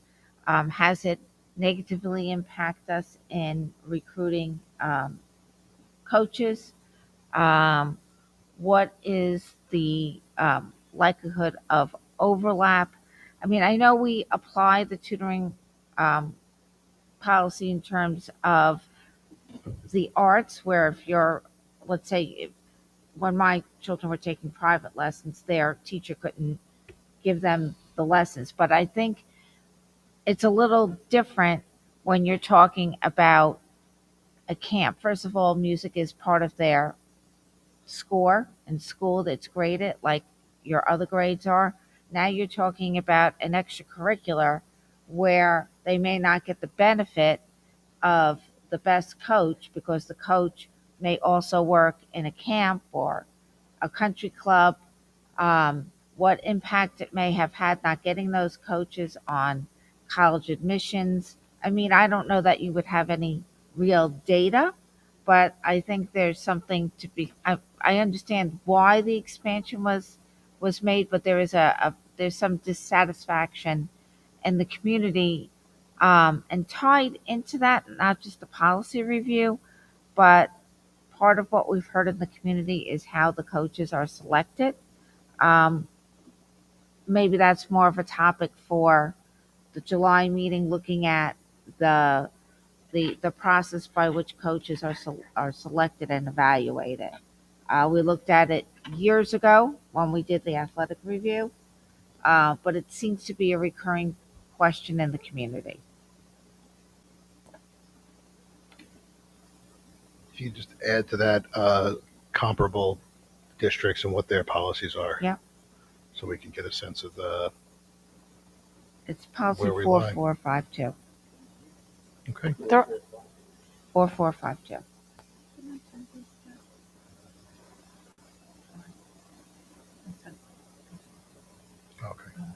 Screenshot. Okay. Thank you, Marianne. Other old business? I was just going to ask for an update on the preschool program. So right now we're evaluating our options. There are a couple of options that include housing the program ourselves with an outside vendor, which would require space, running the program ourselves without an outside vendor, or outsourcing to local community-based organizations. Irrespective of which we choose, and I think we need to do some space analysis, and I think I need to talk to the principals. Just talking to a vendor today to get some information, it's a well-run there are some really great programs from these vendors that work, and they work in multiple districts that we all know. And so there are benefits to having it in-house. We were joking, about how it's, you really get to know the kids, know the families before they're in kindergarten. So there are some real advantages. It's just, space is the big challenge there. Next year will be tough for us with all the construction going on too.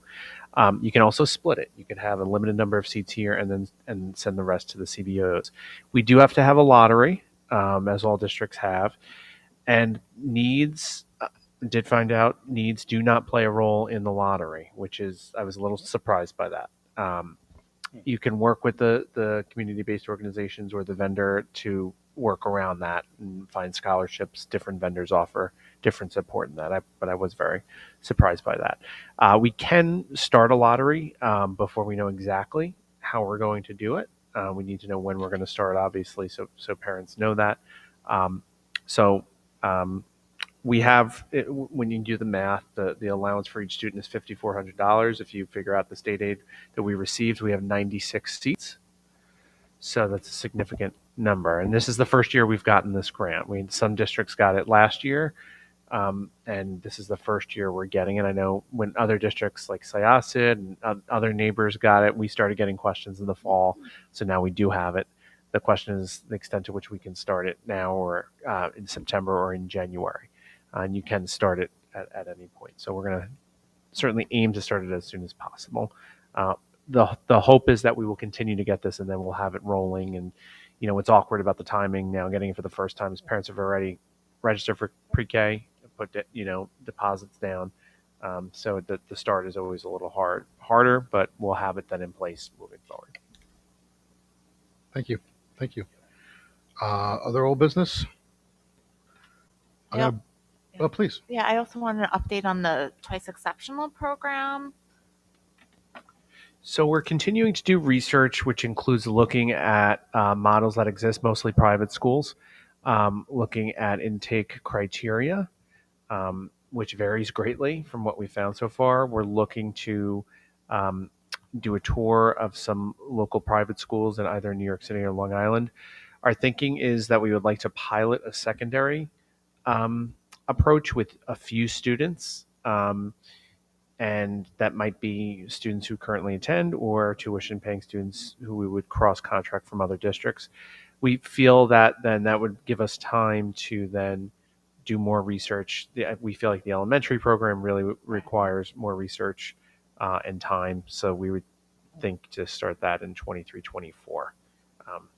if possible. So you talked about the inclusion criteria, which really is so important. So it's very important that the district understands that twice exceptional kids have a high degree of asynchronicity. That's sort of what characterizes them. So when it makes inclusion to a 2E program very different than a gifted program, because you're not using full-scale IQs for these children because of the large discrepancies across the different domains.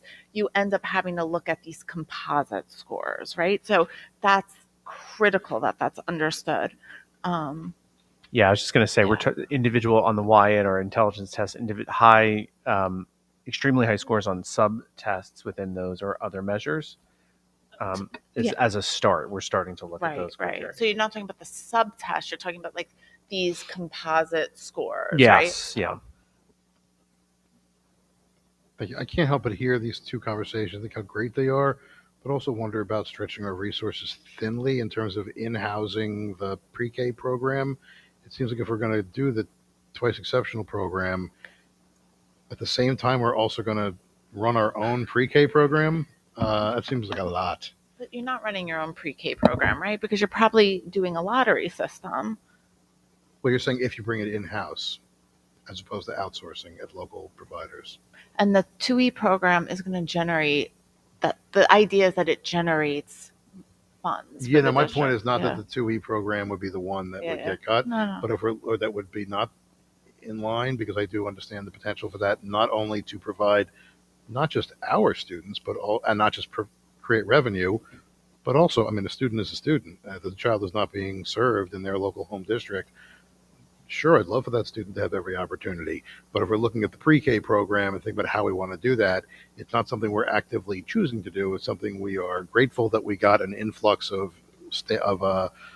federal funds, state funds. But if we're looking at the relative benefit of pioneering our own program in-house, or even supervising an out-of-the-box program by providers who do that here, that's still a taxation on our resources that comes with a cost. Really early back of the envelope considerations, I don't think we have the space. Chris and I spoke about that today. We're going to speak to the principals, and maybe there are rooms that are underutilized or double utilized for multiple purposes, but we've walked around these buildings a lot, and I'm not seeing empty classrooms. So I think, Dave, it's going to end up being driven off campus.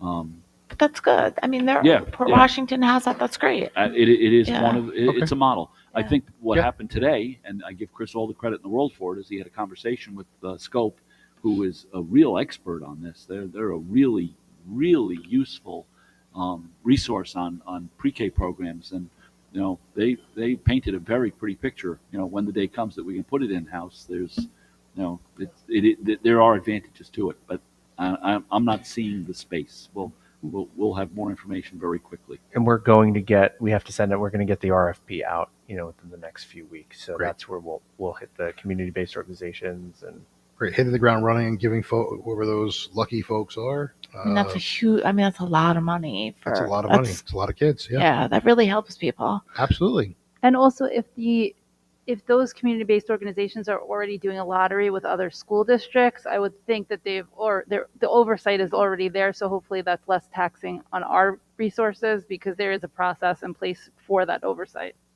And our students our families are already attending those schools, right?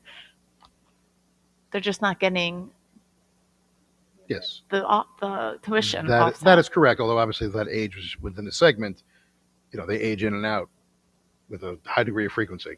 They'll be here before we know it. All right, good. Other old business. I have a couple of things really quickly. It was not on the district calendar, so if anyone is watching this, or if you're here, you want to tell your friends, the reorganization meeting is July 1 at 1 p.m. I think it's worth making that notice. Number 2, old business. I want to thank the administration for putting together a great celebration of the women's track county championship last week. It was really nice. I ran into Coach Levy. He was really appreciative. I said, thank you so much. He goes, I didn't do it. The administration did it. And of course, it was asked by some folks why it was held during the day. I think it's worth reiterating that was the choice of the team. And it was very well attended and a really nice celebration. So I appreciated being there. And I know the kids did too. And they were another event with a lot of smiles. Speaking of which, Varsity Athletic Awards dinner was this past Tuesday. Thanks to Don, thanks to the boosters, all the coaches who presented, all the varsity athletes, particularly the seniors. It was a great Viking night. I was glad to be there, and not just because we got to take home an award, which was exciting. I want to also mention a small thing, which the gifts that were given out and thought through today were so great. I really can't appreciate it more, but I would like to raise now so we can discuss it and assign potentially someone at the reorg meeting to essentially have someone on the board who kind of spearheads the goodwill stuff that we do. It's a very small thing, but it takes some organization, it takes some time, it takes some effort, and I always feel like I'm hawking people to do it. It might be good for someone to stand up and just kind of volunteer for that. So if no one is opposed to that. It was a team effort, folks. Okay. And Molly Ludmar to be thanked for some of her Oh, suggestions. That's great. That's great. So that speaks to my degree of ability in that area. So thank you. Other old business? And thank you, Andrea, and the team. All right, new business. This Marianne? is for the policy committee. It's also an athletic policy. We have a policy in place. We've never actually, I think, looked at it. I think it's a small P policy, not a big P policy, on when athletes miss a certain number of practices. We had an issue several years ago where there was a multi-sport athlete. The person missed more than the amount of allowable practices due to meeting with other schools for a different sport, other colleges. So I'm wondering if the athletic advisory committee, since there's been some rumblings in the community about it, would like to take a look at that policy. I think that you can't miss, if you miss more than 3 practices, you're benched, or I'm not exactly sure of the P and how it's applied, but it can have detrimental impact on athletes who are being recruited and need to visit colleges. I agree. I think the place for it is the Athletic Advisory Committee because it is a small P policy, and I know exactly what you mean by that. And we'll be happy to refer that to Don and get it on the agenda for those calendarized meetings for early next year. Thank you. Other new business. You all received a copy of the board's self-evaluation. I appreciate everyone taking a look at that. I believe Sarah, before she goes, is going to send out the superintendent evaluation. So final act. Thank you. And I asked Betty today about high school graduation, and I was thrilled that almost all the trustees have put in their robe orders for high school graduation. We're going to have a good showing this year, which I'm excited about, and I'm looking forward to it. So celebrating our graduates is one of the nicest things we can do. Any other new business before we adjourn? All right, I'll ask for a motion to adjourn. Motion. I hear a couple all in favor of going home. Aye. Aye, thank you. Thank you.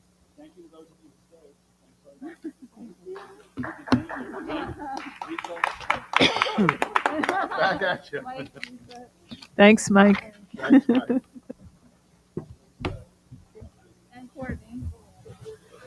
And Courtney, yeah.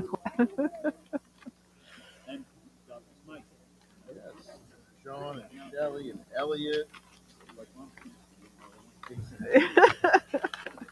It could be like the Waltons. Good night, Dr. Smythe. Good night, Courtney. Good night, Liz. Thank you for reading. Oh, it was my pleasure. It was such a great report. I'm sorry, I started to, it's got a tickle in my throat and I couldn't control it.